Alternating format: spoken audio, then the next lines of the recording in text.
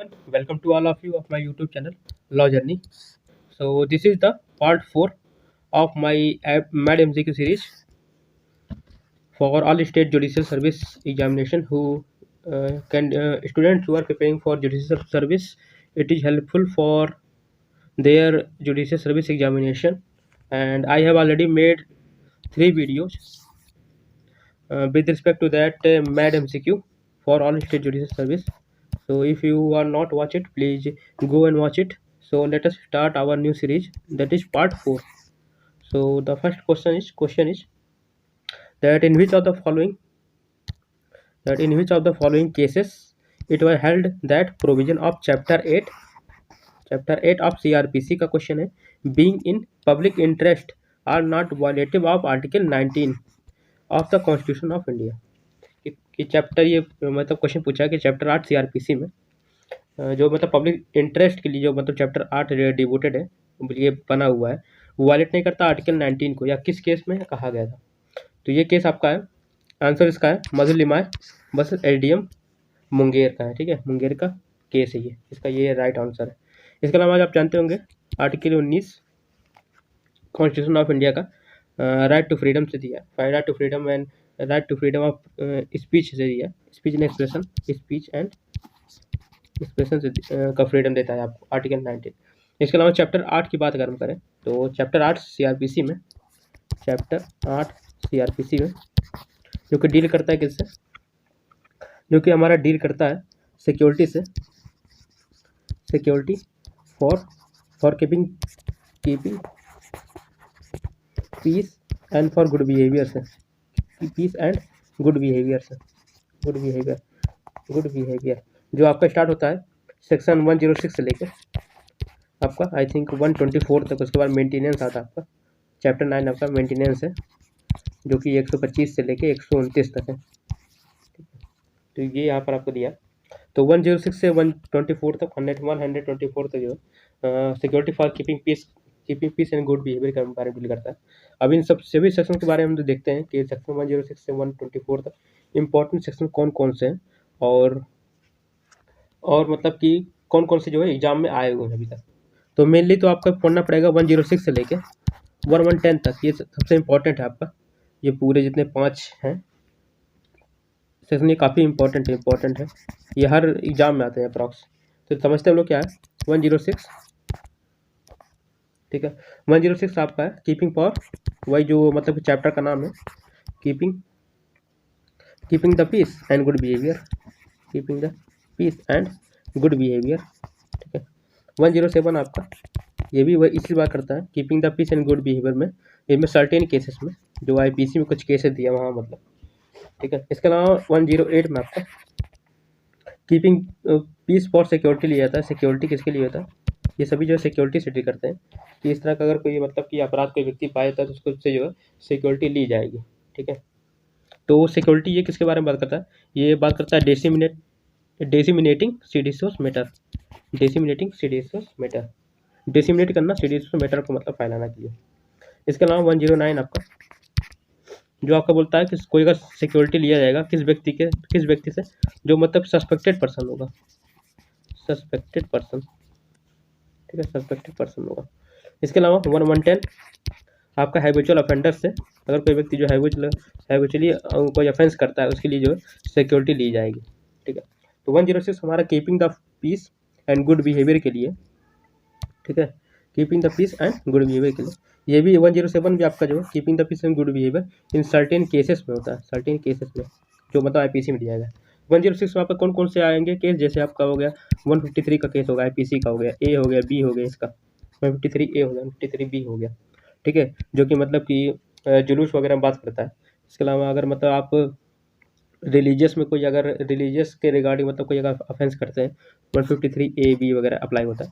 इसके अलावा आपका जो है 425 में हो गया मिसचीफ वगैरह करते हैं। ठीक है, इसके अलावा 154 आपका हो गया जो कि बात करता है किससे, रिस्पोंडेंट सुपीरियर से बात करता है। आप आप जानते होंगे, इसको पढ़े होंगे भी एग्जाम में आता है कि जो है किससे होता है। ठीक है, तो 154 वगैरह हो गया। इसके अलावा जो है आपका 506 वगैरह हो गया, मतलब क्रिमिनल इंटिमिडेशन की बात कर रहा है। तो इस तरह के क्रिमिनल इंटिमिडेशन के पनिशमेंट की बात कर रहा है। तो 503 में डिफाइन किया गया और 506 में पनिशमेंट दिया गया। तो इन सब ऑफेंस में जो है कीपिंग फीस 106 जो है आपसे सिक्योरिटी लिया जाता है, लेगा कोर्ट, ठीक है। तो उसके बाद 107 में सर्टेन केसेस हैं, और भी एग्जाम्पल हो सकते हैं इसके अलावा, ठीक है। 108 में जो है कोई व्यक्ति अगर डिसिमिनेट करता है, यानी फैलाता है, स्प्रेड करता है सीडीसीएस मैटर, अगर कोई व्यक्ति इस पे, उसके जो है सिक्योरिटी लिया जाता है। 109 में आपका सिक्योरिटी लिया जाता है किसी सस्पेक्टेड पर्सन से, कोई व्यक्ति सस्पेक्ट लग रहा है कि मतलब ये ऑफेंस कर देगा आगे चल के, तो उनसे।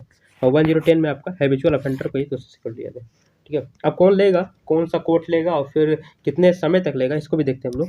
तो 106 आपका, 107 ऐसे लिख लीजिएगा याद करने के लिए, 108, 109 और 1110, ये 5 सेक्शन है, ठीक है। इसमें सिक्योरिटी फॉर कीपिंग पीस है, इसमें सर्टेन केसेस है, इसमें डेसिमिनेशन सेडिशियस मैटर है, इसमें आपका सस्पेक्टेड पर्सन है, इसमें आपका हैबिचुअल ऑफेंसेस है, तो DSH बन गया। और यहाँ पर आपका security for keeping peace and good behaviour के लिए यहाँ मिलता है, keeping peace and good behaviour. तो 106 में आपका जो है कौन लेगा, JMFC लेगा या तो कोर्ट ऑफ सेशन लेगा, ठीक है। कितने समय के लिए, 3 ईयर के लिए सिक्योरिटी ले सकता है मैक्सिमम, 3 साल तक सिक्योरिटी आपको लगा सकता है, ठीक। इसके बाद 107 में आपका सर्टेन केसेस में आपका ये आपका EM लेगा, इसके बाद जो भी है सब EM लेंगे, कितने समय के लिए, 1 साल के लिए, 1 ईयर के लिए, ठीक। इसके बाद जो आपका डेसिमिनेटिंग सीडिशियस मैटर में आपका, इसमें भी आपका एग्जीक्यूटिव मजिस्ट्रेट लेगा, ये भी 1 ईयर के लिए ही लेगा। इसके अलावा सस्पेक्टेड पर्सन में अभी आपका EM लेगा, और ये भी 1 ईयर के लिए लेगा, ठीक है। इसके अलावा हैबिचुअल ऑफेंडर जो है ये थोड़ा बड़ा अपराध है, ठीक है, तो इसके लिए भी EM ही लेगा, एग्जीक्यूटिव मजिस्ट्रेट ही लेगा, और ये जो है 3 ईयर के लिए लेगा, ठीक। तो पहला क्या था आपका, JMFC है, ठीक है, याद करने का देख लेते कैसे याद करते हैं हम लोग। JMFC है और कोर्ट ऑफ सेशन है, ठीक। इसके अलावा बाकी जितने भी नीचे आए लाइन में, जो भी आ रहे हैं, ये सब जो है एग्जीक्यूटिव मजिस्ट्रेट, ठीक है, एग्जीक्यूटिव मजिस्ट्रेट।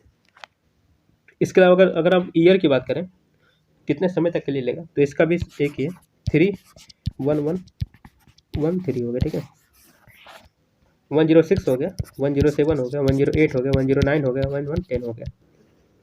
ये keeping fees for good behaviour के लिए, सर्टेन केसेस के लिए, डेसिमेटिंग स्टडीज मैटर के लिए, ये आपका ये सब 1 है, ठीक है। ये आपका सस्पेक्टेड पर्सन के लिए, ये आपका हैबिचुअल ऑफेंडर के लिए, ठीक। तो ये जो इसका पूरा हो गया। इसके अलावा और भी सेक्शन जो देखते हैं हम लोग, जैसे आपका सेक्शन 110 हो गया, ठीक है, 110 हो गया, 106 के 110 तो आपने देखा है, ठीक है, कि 110 में आपका हैबिचुअल ऑफेंडर है। तो इसमें जो है कुछ एक बार एग्जाम पूछा हुआ कि मतलब इसमें जो है कौन कौन से एक्ट आते हैं, इसमें 7 प्रकार के एक्ट दिया गया है हैबिचुअल ऑफेंडर में।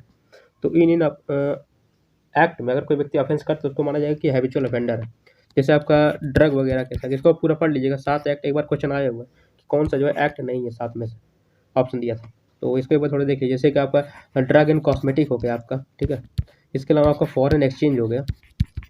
इसके अलावा आई थिंक आपका प्रोविडेंट फंड टाइप में था, कुछ प्रोविडेंट फंड था, ठीक है। और इसका फूड एल्टरेशन हो गया, फूड एल्टरेशन माने मिलावट करना, ठीक है, जो आप पढ़ते हैं IPC में सेक्शन 272, 73, 74, 75 में, ठीक है। इसके अलावा आपका एसेंशियल कमोडिटीज एक्ट आपका हो गया, ठीक। तो इस तरह के मतलब सेक्शन दिए हुए हैं, और तो और कस्टम एक्ट शायद आपका होगा, ठीक है, और एक अभी याद नहीं आ रहा, ठीक है। तो इस तरह के 7 एक्ट जो आप देख लीजिएगा।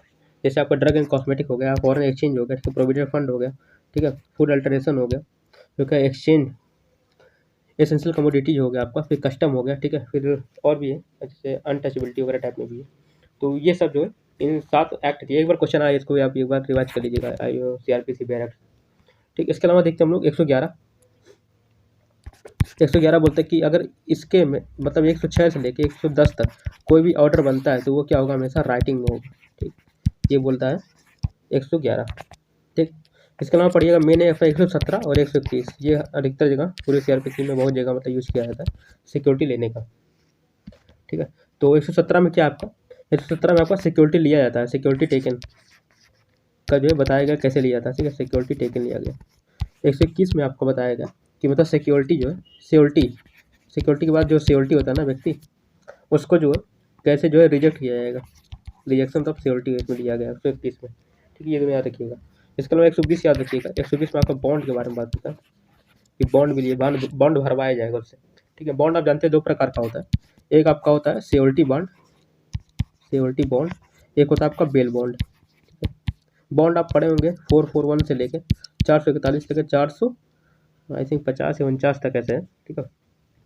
तो 450 तक आई थिंक है, 450 तक आपका जो है पूरा बॉन्ड के बारे में दिया है। जब आप बेल पढ़ते हैं, बेल आपका 436 से लेके 439 तक है ना, ये ठीक है। जब 439 तक ही है, ठीक है, ये 440 है, ठीक है, ठीक, 439 तक है, क्योंकि 436 में आपका बेलेबल केस में होता है, 37 में आपका नॉन बेलेबल केस में होता है, 38 में आपका एंटीसिपेटरी है, 39 में आपका हाई कोर्ट और कोर्ट ऑफ सेशन। तो वहाँ मतलब ये उसके बाद जो है बॉन्ड स्टार्ट होता है चैप्टर, तो वो जो है 440 से लेकर 450 तक आई थिंक दिया हुआ है। तो वो उसके बाद का था। बॉन्ड जो है आपको दो प्रकार का होता है, ये इंटरव्यू में पूछता है क्वेश्चन कि बॉन्ड कितने प्रकार का होता है, सिक्योरिटी बॉन्ड और एक बेल बॉन्ड है, ठीक। तो ये पूरा क्वेश्चन के बारे में हो गया। 117 और 121 याद रखिएगा। 117 में जो है सिक्योरिटी जो है लिया जाता है, सिक्योरिटी कहाँ लिया जाएगा, 117 के अकॉर्डिंग सिक्योरिटी लिया जाएगा, और यहाँ सिक्योरिटी को जो है रिजेक्ट किया जाएगा, ठीक। और 111 में आपका दिया गया कि जो भी मतलब सिक्योरिटी लिया जाता है वो हमेशा जो है कोर्ट राइटिंग में करेगा, ओरल में नहीं होता है, ठीक। और इसके अलावा जो है आपका 106 से लेके ये आप याद रखिएगा शॉर्टकट वगैरह, 311 स्टार्टिंग में 3 है और लास्ट में 3 है, और बाकी सब 111 है, ठीक है, 311। इसके अलावा आप याद रखिएगा JMFC हो गया और कोर्ट ऑफ सेशन हो गया। इसके अलावा जितने मतलब 106 के अलावा जो भी हैं सभी एग्जीक्यूटिव मजिस्ट्रेट है, ठीक है, ठीक, याद रखिएगा, बाकी सभी एग्जीक्यूटिव मजिस्ट्रेट। तो इसका जो है राइट आंसर मधुल एमाय वर्सेस LTM मंगर हो गया।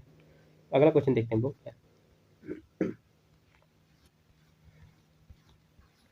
इसके बाद जो है आपका ये भी CRPC से आपका क्वेश्चन है कि ACGM में पास, CGM मतलब पास कर सकता है कितना सेंटेंस, ये भी CRPC का ही क्वेश्चन आपका है। तो आप जानते होंगे CGM पास कर सकता है 7 साल के अंदर का पनिशमेंट जो भी है, ठीक है, मैक्सिमम 7 साल तक का है, ठीक।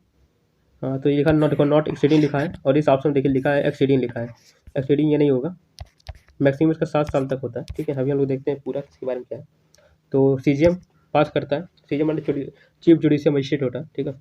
तो ये लोअर कोर्ट का सबसे सबसे सबसे ऊपर का कोर्ट होता है, सबसे ऊपर का जज होता है लोअर कोर्ट में, ठीक। जैसे CGM क्या पास कर सकता है कि जो है 7 साल के ऊपर, ये कहाँ दिया है, सेक्शन 29 में दिया है।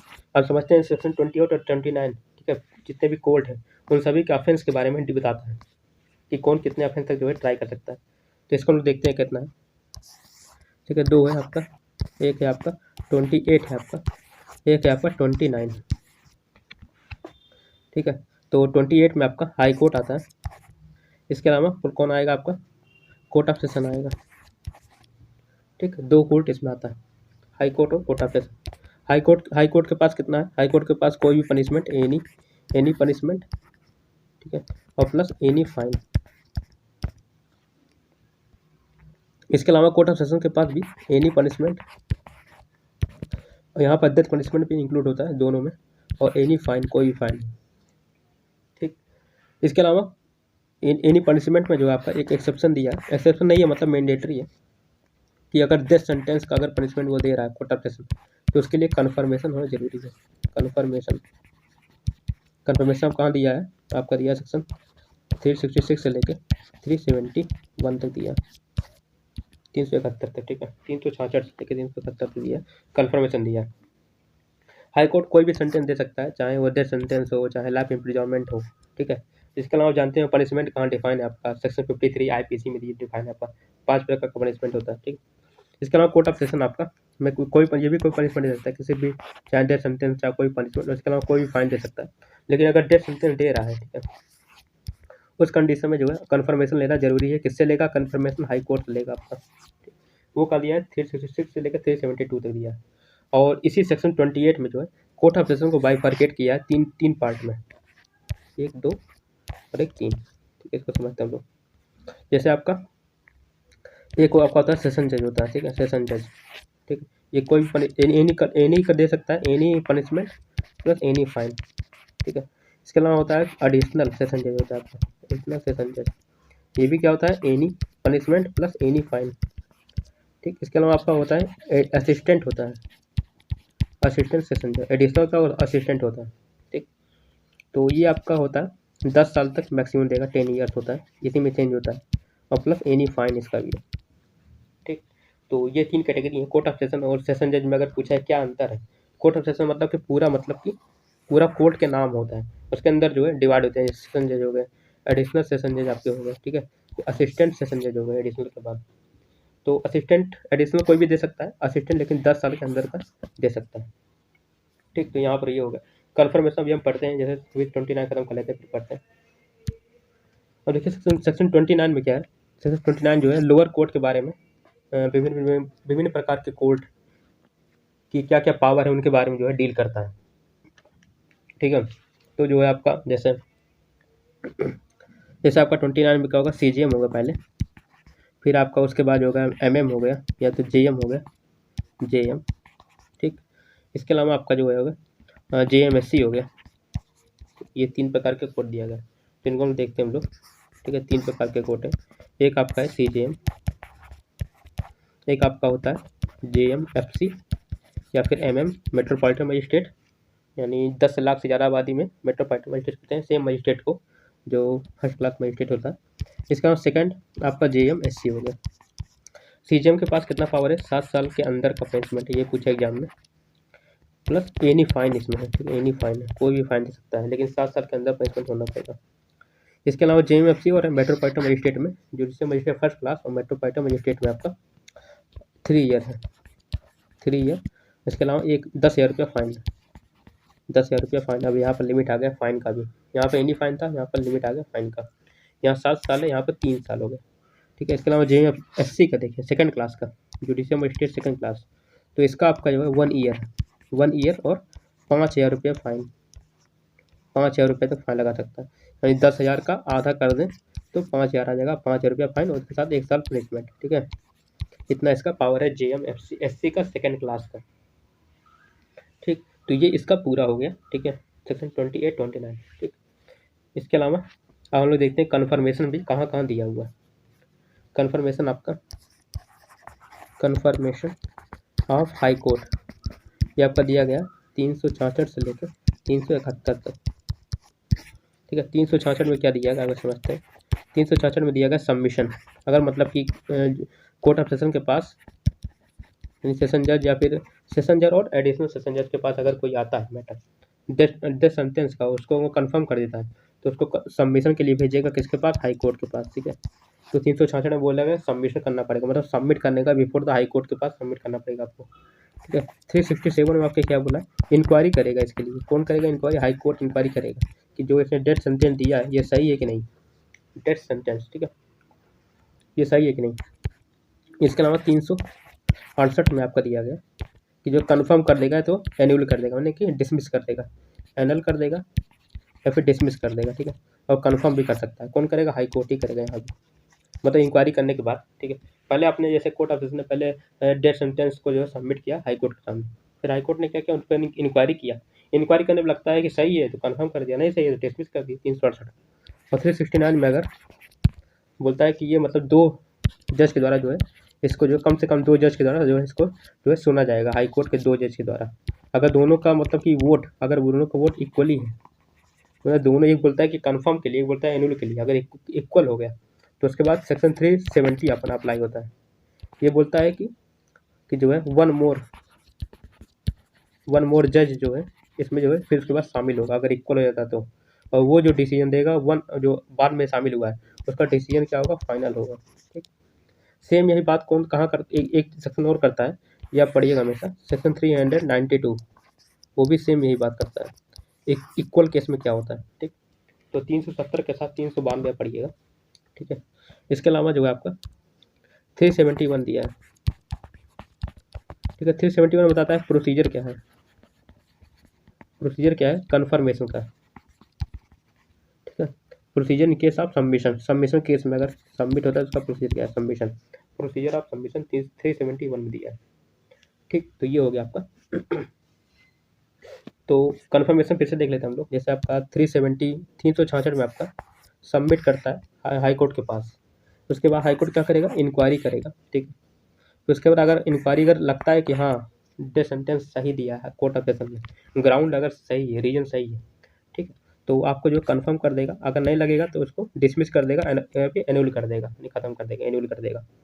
इसके अलावा 369 में अगर 2 जज इसको ट्राई करते हैं कम से कम, अगर दोनों जज इक्वली, मतलब एक बोलता है कि कन्फर्म, एक बोलता है डिसमिस होना चाहिए, तो उसके बाद तीसरा जज आएगा, जो जो डिसाइड करेगा कि क्या होना चाहिए, और उसका डिसीजन क्या होगा, फाइनल होगा। ठीक, इसके बाद 371 आपका आएगा, जो बोलता है कि प्रोसीजर, सम्मेशन का प्रोसीजर क्या होगा, मतलब क्या क्या क्या क्या डॉक्यूमेंट लगाना है, ठीक है, कहाँ पर प्रेजेंट करना है, इस तरह का बात जो है 371 बोलता है।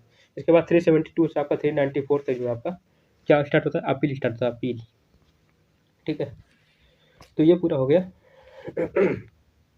इसके अलावा जो है आपने पूरा देख ही लिया कि जो है 28 में कौन दिया है। ठीक है, 28 में 2 है, हाई कोर्ट है, कोर्ट ऑफ सेशन है, और 29 में आपका 3 है, एक आपका CJM है, एक आपका MMJM, एक आपका JMSC।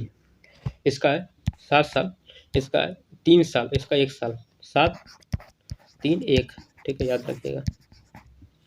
ठीक, इसका हाई कोर्ट का ए नहीं है, इसका भी ए नहीं है, हर जगह ए नहीं है। ठीक है, इसके अलावा डेथ सेंटेंस आपने देखा, डेथ सेंटेंस आपने देखा ना, ये जो दिया है।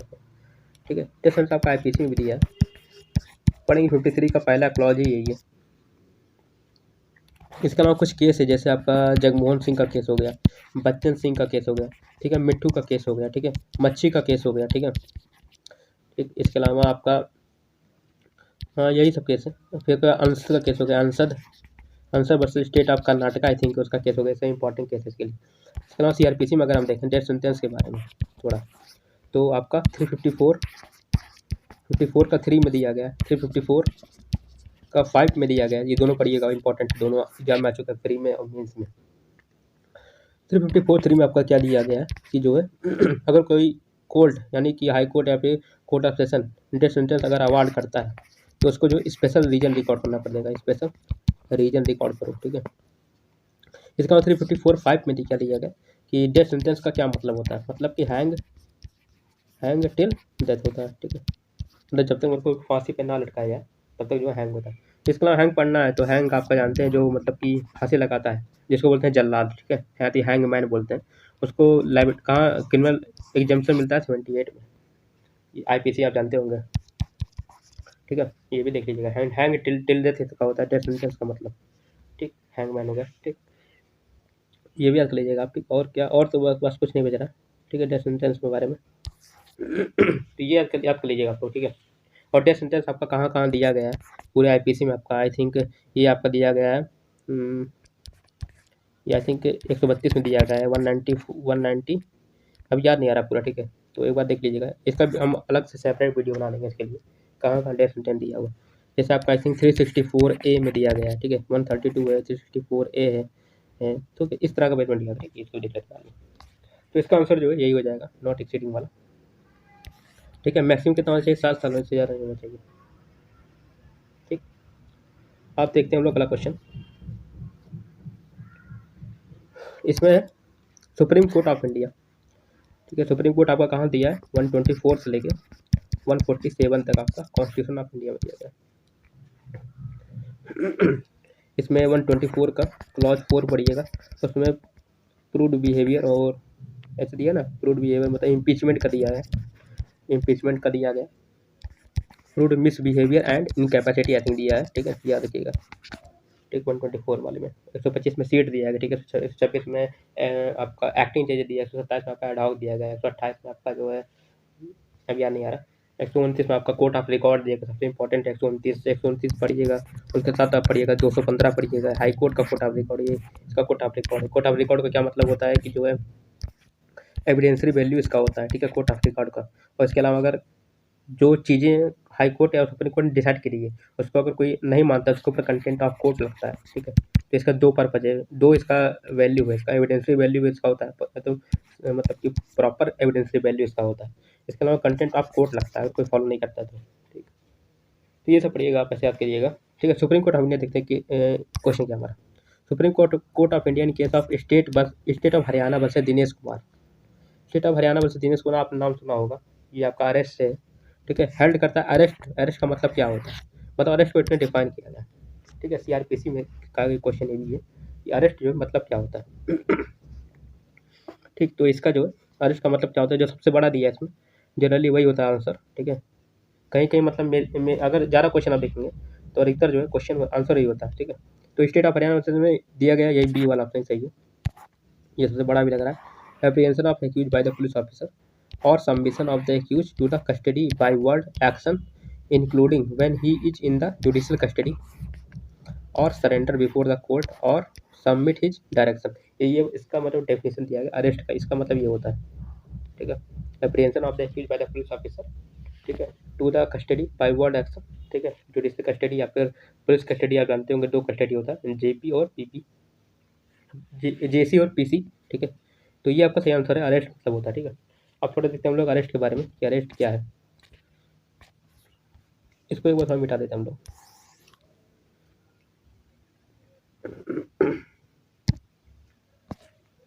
ठीक है, देखते हैं अरेस्ट क्या। अरेस्ट आपका क्या है, बहुत ही रेयर केस में होता है। पहली बात तो अरेस्ट आपका जो है आर्टिकल 21, ठीक है, ज्यूरिस्प्रूडेंस एसेंस आपका देखेंगे इसका, अगर तो अरेस्ट का होता है ज्यूरिस्प्रूडेंस एसेंस है कि किसी व्यक्ति को मतलब कि किसी भी एक्ट के लिए जो है किसी ऑफेंस के लिए अरेस्ट नहीं किया जाएगा, ठीक है। जब से ये सब गाइडलाइंस वगैरह आ गए, जैसे आपका DK बासु का है, जोगेंद्र कुमार का है, अर्नेस का है, ठीक है, ये सब जब से गाइडलाइंस आए सुप्रीम कोर्ट के लैंडमार्क जजमेंट में, तब से अरेस्ट क्या हो गया, एक तरीके से क्या हो गया, एक्सेप्शन टाइप हो गया कि किसी व्यक्ति को आप डायरेक्ट अरेस्ट नहीं कर सकते, ठीक है, जब तक आपके पास प्रॉपर जो है एविडेंस ना हो उस व्यक्ति को अरेस्ट करने में, ठीक। तो इसका ज्यूरिस्प्रूडेंस एसेंस क्या है कि ये आर्टिकल 21 आप जानते होंगे, no person shall be deprived of his life और personal liberty except according to the procedure established by law, ठीक। तो ये आर्टिकल 21 को आपका हिट करता है, ठीक, अरेस्ट आपका, ठीक है। तो इसलिए जो है मतलब कोर्ट ऑफ लॉ ये कहता है कि जो है अरेस्ट बहुत ही रेयर केस में होना चाहिए। जैसे आपका डेथ सेंटेंस आप पढ़ते हैं, डेथ सेंटेंस मैंने पढ़े ना आपके, ये रेयर ऑफ रेयरेस्ट केस में होना चाहिए, उसी तरह यहाँ भी जो है रेयर केस में ही आप अरेस्ट कर सकते हैं किसी व्यक्ति को, क्योंकि अभी क्या है वो इनोसेंस है, ठीक है, अभी वो अंडर सस्पिशन है कि जो है वो क्या है उसने ऑफेंस किया है कि नहीं, और उस बेसिस पे को अरेस्ट करना जो है ये जो है उस व्यक्ति के आर्टिकल 21 का वायलेशन है देखा जाए तो अरेस्ट आपका 41 में दिया गया है, ठीक है। दो होता है अरेस्ट, आपको जानते हैं दो प्रकार का होता है, एक आपने कोई ऑफेंस किया जो कि कॉग्निजेबल केस है, कॉग्निजेबल केस है, एक आपने अरेस्ट किया जो कि नॉन कॉग्निजेबल केस है, ठीक है। 2C में डिफाइन है, आप जानते होंगे 2C में आपका डिफाइन है, ये आपका 2L में डिफाइन है, 2L, ठीक। ये कहाँ दिया है कॉग्निजेबल का इसका मतलब कहाँ दिया है कि कैसे पता करेंगे कि किस सेक्शन में किस ऑफेंस में कॉग्निजेबल कौन सा है, इसके लिए शेड्यूल 1 आप देखेंगे, शेड्यूल 1 में पूरा लिस्ट दिया है, हम लोग को बताया शॉर्टकट इसका SOP CVT, पुराने वीडियो में बताया है, लगभग सभी वीडियो बनाया मैंने, ठीक है। SOP CVT देखिएगा, शेड्यूल 1 में ये जो 6 कॉलम दिया गया, ठीक है, SOP CVT, इसका शॉर्टकट ये है कि सेक्शन हो गया ऑफेंस हो गया, S माने सेक्शन हो गया, ठीक है, O माने ऑफेंस होगा, P माने पनिशमेंट हो गया, C माने कॉग्निजेबल होगा, तो ये आपका कॉग्निजेबल ही बोल रहा है, ये बेलेबल होगा, फिर ट्रायबल बाय किस कोर्ट के द्वारा होगा वो भी दिया, ठीक। तो इसको एक बार शॉर्टकट आप याद कर लीजिएगा, ठीक। दो प्रकार का ऑफेंस आप करते हैं, या तो कॉग्निजेबल करते हैं या तो नॉन कॉग्निजेबल करते हैं, ठीक है। अगर कॉग्निजेबल करते हैं तो अरेस्ट विदाउट वारंट होता है, अरेस्ट विदाउट वारंट ये आपका 41 में होता है, ठीक है। अगर आप नॉन कॉग्निजेबल करते हैं तो नो अरेस्ट होता है, नो अरेस्ट विदाउट वारंट, माने बिना वारंट के कोई अरेस्ट नहीं करेगा। अगर आपको अरेस्ट करना है तो आपको जो है पहले मजिस्ट्रेट से परमिशन लेनी पड़ेगी, ठीक है, नॉन कॉग्निजेबल केस में, फिर आप जो है अरेस्ट कर सकते हैं, ठीक। ये आपका दिया गया कहाँ 41 के क्लॉज 2 में दिया गया, ठीक। इसके अलावा आप 42 पढ़ते हैं, वो भी यही बोलता है कि नॉन कॉग्निजेबल के केस में आप अरेस्ट नहीं कर सकते किसी व्यक्ति को, ठीक है। तो ये जानेंगे आपके अरेस्ट दो प्रकार का होता है, कॉग्निजेबल एक नॉन कॉग्निजेबल, ठीक। इसके अलावा जो है एक जगह और अरेस्ट होता है, आप पढ़ते होंगे सेक्शन 151 पढ़ते होंगे, जो काफ़ी पॉपुलर होता है, 151 काफ़ी पॉपुलर है। इस 151 इस धारा के अंदर या फिर सेक्शन के अंदर कोर्ट जो है पुलिस ऑफिसर जो है ओनली एप्रीहेंशन पे, मतलब ये कोई ऑफेंस करने वाला है या तो कोई मतलब कि नुकसान कर देगा प्रॉपर्टी का, ठीक है, गवर्नमेंट प्रॉपर्टी का नुकसान कर देगा, उस आधार पर भी अरेस्ट कर सकता है, ठीक। यहाँ भी एक अरेस्ट होता है 151 में। जो लोग बोलते हैं कि मैंने कोई अपराध नहीं किया मुझे अरेस्ट क्यों कर लिया, तो वहाँ जो अरेस्ट होता है वो 151 में होता है। जैसे कोई दंगा वगैरह होता है तो भीड़ पूरी रहती है, भीड़ सबको अरेस्ट कर लेते हैं, पता नहीं कौन ऑफेंस किया कौन नहीं ऑफेंस किया, तो वहाँ ये 151 वाला अरेस्ट होता है, ठीक है। और ये जो है ऑफेंस करने के बाद का होता है कॉग्निजेबल केस 141 वाला और 42 वाला, ठीक। ये हो गया इसके बारे में। और आप जान के कि 41 में दो क्लॉज दिया गया, क्लॉज 1 क्लॉज 2। 41 का क्लॉज 1 बोलता है जो है अरेस्ट विदाउट वारंट होगा कॉग्निजेबल केस में, और 42 बोलता है no arrest without warrant in non cognizable case में। अगर अरेस्ट करना है तो मजिस्ट्रेट से परमिशन लेनी पड़ेगी, ठीक है, यहाँ पे दिखेगा, ठीक है। इसके अलावा जो है अगर आप 41 पढ़ेंगे, 41 का क्लॉज 1 पढ़ेंगे, तो इसमें जो अरेस्ट, पुलिस अरेस्ट करती है, किस ग्राउंड पर अरेस्ट करती है उसके बारे में दिया गया, यानी ग्राउंड ऑफ अरेस्ट दिया गया, ग्राउंड ऑफ है, टोटल 9 ग्राउंड दिया गया, ठीक है। तो उनको हम लोग समझते हैं, जैसे आपका हो गया प्रेजेंस ऑफ पुलिस ऑफिसर हो गया, ठीक है। इसके अलावा रीजनेबल या फिर क्रेडिबल इन्फॉर्मेशन हो गया, या फिर ये व्यक्ति जो है रीजनेबल इन्फॉर्मेशन है या फिर क्रेडिबल इन्फॉर्मेशन है, यह व्यक्ति जो है ऐसा ऑफेंस करने वाला है जिसका पनिशमेंट जो है 7 साल के ऊपर का है, तो वहाँ आपको मतलब पुलिस ऑफिसर अरेस्ट कर सकता है, ठीक। इसके अलावा आपका जो होता है कोई व्यक्ति अगर प्रोक्लेम्ड ऑफेंडर है, ठीक है, तो वहाँ व्यक्ति जो है अरेस्ट होता है, ठीक। इसके अलावा आपका कोई व्यक्ति जो है, किसी व्यक्ति ने क्या किया, किसी व्यक्ति ने स्टोलन प्रॉपर्टी कोई जो है रखा है, तो वहाँ व्यक्ति जो है पुलिस जो है अरेस्ट कर सकता है। इसके अलावा कोई जो है ऑब्स्ट्रक्ट करता है duty of the police officer को, नहीं पुलिस अपना ड्यूटी कर रहा है, आप जाके जो है उसको जो है ऑब्स्ट्रक्ट कर रहे हैं, परेशान कर रहे हैं, जैसे मान लीजिए पुलिस को अरेस्ट करने वाला है और आप जो है मारपीट करने लगे उसके साथ, ठीक है, आप नहीं जा रहे हो उसके साथ, तो आपको अरेस्ट कर सकता है, ठीक। या फिर नाम पूछना आया, एड्रेस पूछना आया, आप जो है तो आप नाम एड्रेस नहीं बता रहे हैं, तो ये क्या हो गया, ऑब्स्ट्रक्शन आपको ड्यूटी हो गया पुलिस ऑफिसर, तो यहाँ पे आपको अरेस्ट कर सकता है। इसके अलावा कोई व्यक्ति डिजर्टर है, माने कि भाग गया है, ठीक है, तो वहाँ ये पुलिस ऑफिसर अगर आपको मतलब कि पकड़ सकता है, अरेस्ट कर सकता है। इसके अलावा एक्स्ट्राडिशन का केस आता है, ठीक है, तो वहाँ भी आपको जो है पुलिस अरेस्ट कर सकता है। इसके अलावा 356 क्लॉज 5 का केस अगर आता है, ठीक है, 356 क्लॉज 5 मतलब कि जो कोई व्यक्ति का प्रीवियसली कन्विक्टेड ऑफेंडर है, ठीक, तो वहाँ आपको अरेस्ट कर सकता है, ठीक। इसके अलावा अदर केस में भी अरेस्ट कर सकता है, ठीक। तो ये इसका पूरा जो है शॉर्टकट हो गया, ठीक है। ये क्लॉज 1 है, ए है, तो ये बी है, ये सी है, ये डी है, ये ई है, एफ है, जी है, एच है, आई है, कुछ शब्द क्लॉज दिया है, ठीक है। 9 प्रकार का अरेस्ट। फिर से देख लेते हैं हम लोग क्या, ये प्रेजेंस के लिए अगर पुलिस ऑफिसर के प्रेजेंस में आप अरेस्ट करते हैं, ये है रीजनेबल इन्फॉर्मेशन या फिर क्रेडिबल इन्फॉर्मेशन लगता है कि 7 साल के ऊपर का ऑफेंस करने वाला है, ये आपका जो है प्रोक्लेम्ड ऑफेंडर है, ठीक है। प्रोक्लेम्ड ऑफेंडर कहाँ दिया गया आपका, ये पूछा एग्जाम में प्री में, ये आपका सेक्शन 82 के क्लॉज 4 में दिया गया, प्रोक्लेम्ड ऑफेंडर। 82 आप पढ़ते हैं ना प्रोक्लेमेशन, ठीक है, 82 से लेकर आपका कहाँ तक पढ़ते हैं आप, 82 से लेकर ये आपका शायद 86 तक है, ठीक है, प्रोक्लेम ऑफेंडर, हाँ सॉरी, प्रोक्लेमेशन एंड अटैचमेंट दिया है ना इसमें, ठीक। इसका भी शॉर्टकट है PACR, ठीक है, इसका शॉर्टकट यही है 82 83 84 85 86, ठीक है। तो P माने होता है प्रोक्लेम्ड ऑफेंडर होता है, A माने होता है अटैचमेंट होता है, C माने होता है क्लेम अगर करना है आपको कि मतलब कि अटैचमेंट सही तरीके से नहीं किया गया, ठीक है, अटैचमेंट नहीं करना चाहिए था, तो आप क्लेम भी कर सकते हैं कोर्ट के सामने। इसके अलावा आप लगता है तो मतलब रिलीज भी कर सकते हैं, आप रिलीज भी आपको किया जा सकता है, ठीक है, तो प्रॉपर्टी को। इसके अलावा अपील भी कर सकते हैं, 86 में अपील कर सकते हैं, ठीक। तो ये सेक्शन है पूरा। तो फिर से देखते हैं हम लोग, जैसे आपका प्रोक्लेम्ड ऑफेंडर है ना, सॉरी पुलिस ऑफिसर के प्रेजेंस में आप ऑफेंस करते हैं तो हो गया, ठीक है। रीजनेबल और क्रेडिबल इन्फॉर्मेशन के 7 साल के ऊपर ऑफेंस करने वाला है, या फिर या फिर जो है प्रोक्लेम्ड ऑफेंडर यहाँ पर है, ठीक है, तो अरेस्ट करता है। यहाँ पर कोई व्यक्ति अगर स्टोलन प्रॉपर्टी लिया है, यानी कि 410 IPC बोला ना, स्टोलन प्रॉपर्टी 410 लेकर 414 तक दिया गया है, उसके बाद 415 से आपका जो है क्या स्टार्ट होता है, चीटिंग वगैरह स्टार्ट होता है, ठीक। इसके अलावा जो है ये आपका ऑब्स्ट्रक्शन ऑफ पुलिस ऑफिसर का ड्यूटी है, कोई अगर ड्यूटी ऑब्स्ट्रक्ट करता है पुलिस ऑफिसर तो अरेस्ट कर सकता है। इसके अलावा डिजल्टर की बात करता है, कोई व्यक्ति भगोड़ा हो गया, ठीक है। इसके अलावा एक्स्ट्राडिशन की बात करता है, एक्स्ट्राडिशन मतलब क्या होता है, मतलब किसी दूसरे कंट्री से जो है किसी जो ऑफेंडर को लेके आना, अगर वो एक्स्ट्राडिशन है तो उसको भी आप अरेस्ट कर सकते हैं। इसके अलावा 356 क्लॉज 5 में जो है ये आपका प्रीवियस कन्विक्शन के बारे में दिया गया है, कोई व्यक्ति प्रीवियस कन्विक्शन ऑफेंडर है, ऑफेंस कोई कर रहा है तो आप उसको अरेस्ट कर सकते हैं, ठीक।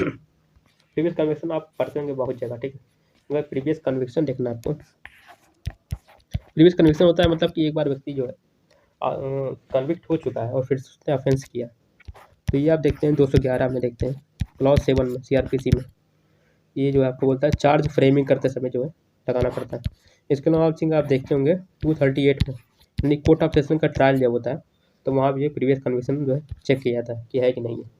इसके अलावा आप देखते होंगे 298 में, 298 में भी देखते हैं वहाँ भी दिया है, ठीक है। इसके अलावा एविडेंस में अगर देखें और भी एक दो सेक्शन अभी याद नहीं आ रहा, ठीक, ये सब तो है, ठीक है। इसके अलावा एक दो सेक्शन और भी, वो भी याद नहीं आ रहा, ठीक है। इसके अलावा अगर प्रीवियस कन्वेंशन देखते हैं इंडियन एविडेंस एक्ट में, ये एक जगह वो भी शायद 356 वगैरह में शायद है, या 358 में आई बिलीव है। 358 में नॉन कॉग्निजेबल केस में अगर होता है ऐसे कुछ है ना, वहाँ दिया गया। इंडियन एविडेंस एक्ट की बात करें तो ये भी दो जगह दिया गया है। एक आपका सेक्शन 14 दिया गया है, एक आपका सेक्शन 54 में दिया गया है, 54 यानी 54 में। ये दोनों का एक्सप्लेनेशन 2 पढ़िएगा आप, ठीक, तो वहाँ दिया गया है, ठीक। 14 आपका रियल एविडेंस के बारे में बात करता है, ठीक है, रियल एविडेंस के बारे में बात करता है। सॉरी, रियल नहीं है, ये कोई और एविडेंस था, अभी याद नहीं आ रहा। ये रियल नहीं है, रियल तो आपका वो है, ये आपका शायद रियल नहीं है, कुछ और है, ठीक है। 14 आपका उसके बारे में राइट एंड कस्टम वगैरह बात करता है, ठीक है, इसके बारे में बात करता है। और 54 आपका करेक्टर के बारे में बात करता है, करेक्टर, जो कि क्रिमिनल केस में जो है गुड करेक्टर क्या होता है, रेलिवेंट होता है, नहीं सॉरी, बैड करेक्टर रेलिवेंट होता है, ये इसके बारे में बात करता है। बैड करेक्टर आपका इररेलिवेंट होता है, इररेलिवेंट होता है, ठीक है। तो ये हो गया पूरा इसके बारे में। तो हम लोगों ने क्या क्या पढ़ा, ये पढ़ा अरेस्ट पूरा पढ़ा, ठीक है, कितने ग्राउंड है, ठीक है, ये पूरा पढ़ा हमने। फिर उसके बाद ये सब पढ़ा, फिर 82 से हमने पढ़ा, 86 तक पढ़ा, ठीक है। इसका शॉर्टकट है पकड़ा, PACRA, ठीक है। 82 से 86 तक पूरा सेक्शन हो गया आपका। इसके अलावा हम देखते हैं कि अरेस्ट में कौन कौन से जो है केसेस है, आप काफ़ी मतलब फेमस है केस, जैसे आपका हो गया, जैसे 6-7 केस आपका है। पहला आपका है सबसे इम्पोर्टेंट केस DK बासु का है आपका, अरेस्ट के संबंध में, DK बासु वर्सेस वेस्ट बंगाल का केस है आपका, ठीक है। इसके अलावा आपका जोगिंदर का केस है, जोगिंदर का, इस DK बासु में गाइडलाइन दिया गया। Joginder versus state of Punjab का है, ठीक है, SOP स्टेट ऑफ पंजाब, इसमें भी गाइडलाइन दिया गया अरेस्ट के बारे में। इसके अलावा आप जो है अरनेश कुमार का सबसे इम्पोर्टेंट है, अरनेश कुमार का बस स्टेट ऑफ बिहार का ये भी जो है गाइडलाइन के बारे में अरेस्ट कैसे होता है, ठीक है। इसके बाद आपका जो है सत्येंद्र कुमार अंतिल का केस है, सत्येंद्र कुमार अंतिल, ANTIL, ठीक है, वर्सेस CBI का। ये अभी लेटेस्ट केस है, ये आपका आई थिंक 2020 का केस है, शायद 2020 का केस है। इसमें बेल मतलब कब मिलती है, इसके अलावा अरेस्ट दोनों बारे में बोला गया, ठीक है। सत्येंद्र कुमार अंतिल का केस है, काफ़ी इंपॉर्टेंट केस है। इसके अलावा जो है आपका जो है प्रेम शंकर शुक्ला का केस है, प्रेम शंकर शुक्ला वर्सेस दिल्ली एडमिनिस्ट्रेशन का है, जिसमें बोला गया कि जो है आपका हैंड कफिंग यानी हथकड़ी लगाना इलीगल है आपका, ठीक है, ये भी है कि आपका। इसके अलावा आपका दिल्ली जुडिशियल एकेडमी है, Delhi judicial academy versus academy association है आपका, ठीक है, वर्सेस स्टेट ऑफ गुजरात का केस है, स्टेट ऑफ गुजरात। इसमें बोला गया कि जिसमें अरेस्ट ऑफ जुडिशियल ऑफिसर को किया गया था, ठीक है, इसके संबंध में, ठीक है। इसके अलावा और आपका केस हो सकता है, जैसे आपका सुनील बत्रा केस है, सुनील बत्रा वर्सेस दिल्ली एडमिनिस्ट्रेशन का केस है, ठीक है, दिल्ली एडमिनिस्ट्रेशन, ठीक है, ये भी अरेस्ट है आपका, और हैंड कफिंग से भी है, हैंड कफिंग, ठीक। तो ये सब केस जो है इंपॉर्टेंट है, जैसे आपका DK बासु एक आपका हो गया, DK बासु आपका हो गया, फिर जोगिंदर आपका हो गया, अरनेश कुमार हो गया, फिर सत्येंद्र कुमार अंतिल हो गया आपका, ठीक है, प्रेम शंकर शुक्ला केस हो गया। फिर उसके बाद जो है आपका दिल्ली जुडिशियल एकेडमी एसोसिएशन का केस है, ठीक है। इसके अलावा सुनील बत्रा केस हो गया, ठीक है। तो ये सब आपके इंपॉर्टेंट केस हो गया, ठीक है। इसके अलावा सेक्शन 41 में आपका एक कुछ क्लॉज ऐड किया गया, जैसे A हो गया, B हो गया, C हो गया, D हो गया, ये आपका ऐड किया गया 2010 में, ठीक है। जैसे 41A आपका बताता है कि जो है ये जो आपका ऐड किया गया था, ये DK बासु जोगिंदर कुमार के मतलब केस के बाद जो है उसमें गाइडलाइन जो दिया गया उसी को जो है यहाँ पे ऐड किया गया, ठीक है, 2010 में ऐड किया गया इसको, ठीक। जैसे बोलता है कि नोटिस ऑफ अपीयरेंस, ए में बोलता है कि मतलब पुलिस ऑफिसर जो अरेस्ट नहीं करेगा, बल्कि उसको नोटिस भेजेगा कि अपीयरेंस के लिए, ठीक है। कि अरेस्ट का जैसे जो पर्पज़ होता है ना, अरेस्ट का पर्पज़ क्या है कि जो है सबूत को जो है जो अपराधी है वो सबूत को मिटाए ना, ठीक है, कहीं मतलब भागे ना, और मतलब कि इन्वेस्टिगेशन उसका जो है हेल्प करे, ठीक है, इन्वेस्टिगेशन में हेल्प करने के लिए अरेस्ट किया जाता है, ठीक। तो उसी के संबंध में जो गाइडलाइन दिया गया था, तो इसका क्लॉज ए बोलता है कि नोटिस के बारे में, नोटिस ऑफ अपीयरेंस है, ठीक है, अपीयर होने के नोटिस भेजना पड़ेगा, ना कि उसको अरेस्ट करना पड़ता है, ठीक है। इसके अलावा जो है जैसे अरेस्ट मेमो वगैरह होगा, ठीक, ये होगा। इसके अलावा प्रोसीजर दिया गया कि प्रोसीजर क्या होगा अरेस्ट का, अगर पुलिस ऑफिसर को अरेस्ट कर रहा है तो उसके लिए आपको अरेस्ट मेमो बनाना पड़ेगा, ठीक है, रिलेटिव को इन्फॉर्म करना पड़ेगा, ठीक है। टू विटनेस का जो है साइन होगा, ठीक है, जो वहाँ के इनहेबिटेंट हैं, रहने वाले हैं, ठीक है, ये सब होगा अरेस्ट में। इसके अलावा सी में आपका जो है अगर कोई व्यक्ति अगर पुलिस ऑफिसर अरेस्ट कर रहा है तो उसको जो है कंट्रोल रूम में, जो भी डिस्ट्रिक्ट का कंट्रोल रूम होगा, कंट्रोल रूम एट डिस्ट्रिक्ट में, वहाँ पर जो है इन्फॉर्म करना पड़ेगा कि इस व्यक्ति को अरेस्ट किया जा रहा है। ठीक, इसके अलावा डी में आपका जो है अगर जो व्यक्ति अरेस्ट हो रहा है उसके पास जो है राइट है, right to choose advocate to choose advocate का भी राइट इसके पास, इस व्यक्ति को अरेस्ट किया गया। ठीक, ये सब जो है क्लॉज ABCD दिया गया, ABCD ऐड किया गया था ये जज मतलब गाइडलाइन के बाद। ए में अगर आप अरेस्ट नहीं किए उस व्यक्ति को, अरेस्ट नहीं करना उसको अगर बुलाना है तो नोटिस ऑफ अपीयरेंस भेजना पड़ेगा। बी में बोला कि अगर अरेस्ट अगर उस पर भी नहीं, अगर नोटिस ऑफ अपीयरेंस पर नहीं आ रहा है तो आप जो अरेस्ट कर सकते हैं, उसका प्रोसीजर दिया गया। ठीक है, डी में आपका कंट्रोल रूम एट डिस्ट्रिक्ट दिया गया, और सी में आपका और डी में आपका जो है right to choose an advocate दिया गया। ठीक है, तो ये सब जो दिया गया था। उसके बाद और भी देखना है अरेस्ट के बारे में, तो अरेस्ट के बारे में 42 हो गया, 43 हो गया, ये काफ़ी पूछता है फ्री में, 44 हो गया और 45 हो गया। जैसे अरेस्ट बाय प्राइवेट अरेस्ट, ये जो है नॉन कॉग्निजेबल केस में होता है। ठीक है, नॉन कॉग्निजेबल केस ये प्राइवेट पर्सन के द्वारा होता है अरेस्ट। ठीक है, प्राइवेट पर्सन भी अरेस्ट कर सकता है, मतलब हम आप तो वकील हो गए, एडवोकेट हो गए, या फिर कोई अदर व्यक्ति जो है प्राइवेट व्यक्ति जो है अरेस्ट कर सकता है, जो कि मतलब मैटर क्या होना चाहिए, कॉग्निजेबल होना चाहिए प्लस नॉन वेलेबल होना चाहिए। ठीक तो वहाँ जो प्राइवेट व्यक्ति अरेस्ट कर सकता है। इसके अलावा मजिस्ट्रेट भी अरेस्ट कर सकता है अगर उसके प्रेजेंस में कोई ऑफेंस होता है। 45 में आपका आर्म फोर्स के बारे में दिया गया, आर्म फोर्स के प्रोटेक्शन के बारे में, क्या आर्म जो मतलब कि आर्मी है उनको जो अरेस्ट नहीं किया जाएगा। ठीक, ये सब होगा। इसके अलावा 46 आप पढ़ेंगे, ये इंपॉर्टेंट है आपका। 46 में होता है arrest of how made, arrest कैसे बनता है, अरेस्ट हाउ मेड है। इसका मतलब कुछ क्लॉज इंपॉर्टेंट, जैसे 46 का जो है क्लॉज 1 हो गया। ठीक है, क्लॉज 1 का प्रोवाइजो हो गया, 46 का क्लॉज 2 हो गया, 46 का क्लॉज 4 हो गया, 4। ठीक, तो इसका प्रोवाइजो क्या बोलता है, इसका 46 का 1 का प्रोवाइजो बोलता है कि जो है आप वुमेन को अरेस्ट नहीं करेंगे। ठीक है, कोई मतलब कि मेल पुलिस ऑफिसर वुमेन को अरेस्ट नहीं करेगा, अरेस्ट करने के लिए फीमेल जो पुलिस ऑफिसर चाहिए। 42 का बोलता है कि अरेस्ट करने के लिए अगर अरेस्ट कोई व्यक्ति ज़बरदस्ती कर रहा है तो उस व्यक्ति तो पुलिस ऑफिसर अरेस्ट करते समय सभी यूज ऑल मीन्स यानी सभी साधनों का जो यूज कर सकता है अरेस्ट करने के लिए। ठीक, ये पूछता है किस क्लॉज में दिया गया, 46 क्लॉज 2 में दिया गया। इसके अलावा 46 का क्लॉज 4 ये इंपॉर्टेंट काफ़ी, ये बोलता है कि जो है after sunset and before sunshine आप किसी मतलब कि वुमेन को अरेस्ट नहीं कर सकते। ठीक है, वुमेन को अरेस्ट नहीं कर सकते। ठीक है, यही चीज़ आपका दिया गया है CRPC में, CPC में दिया गया आपका 56 में आप पढ़ेंगे तो वहाँ दिया गया। ठीक, CPC में बोल रहा हूँ मैं। ठीक है, 56 वाला। ठीक, वहाँ भी मतलब ये दिया गया कि सनसेट आफ्टर सनसेट और बिफोर सनशाइन पुलिस आप जो है महिला को अरेस्ट नहीं कर सकते। ठीक है, ये हो गया। इसके अलावा जो है इंपॉर्टेंट सेक्शन इस चैप्टर में, चैप्टर 5 जो कि अरेस्ट के बारे में बात करता है, इसमें इंपॉर्टेंट सेक्शन आपका 47 हो गया।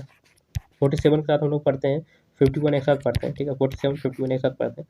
47 आपका डील करता है सर्च ऑफ प्लेस के बारे में, सर्च ऑफ प्लेस। ठीक है, जबकि 51 आपका डील करता है सर्च ऑफ पर्सन। ठीक है, यह देखिएगा आप।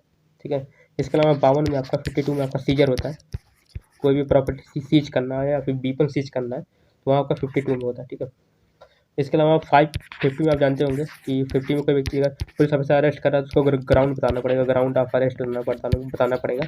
ठीक है, उसके अलावा जो इसके रिलेटिव को जो है इन्फॉर्म करना पड़ेगा।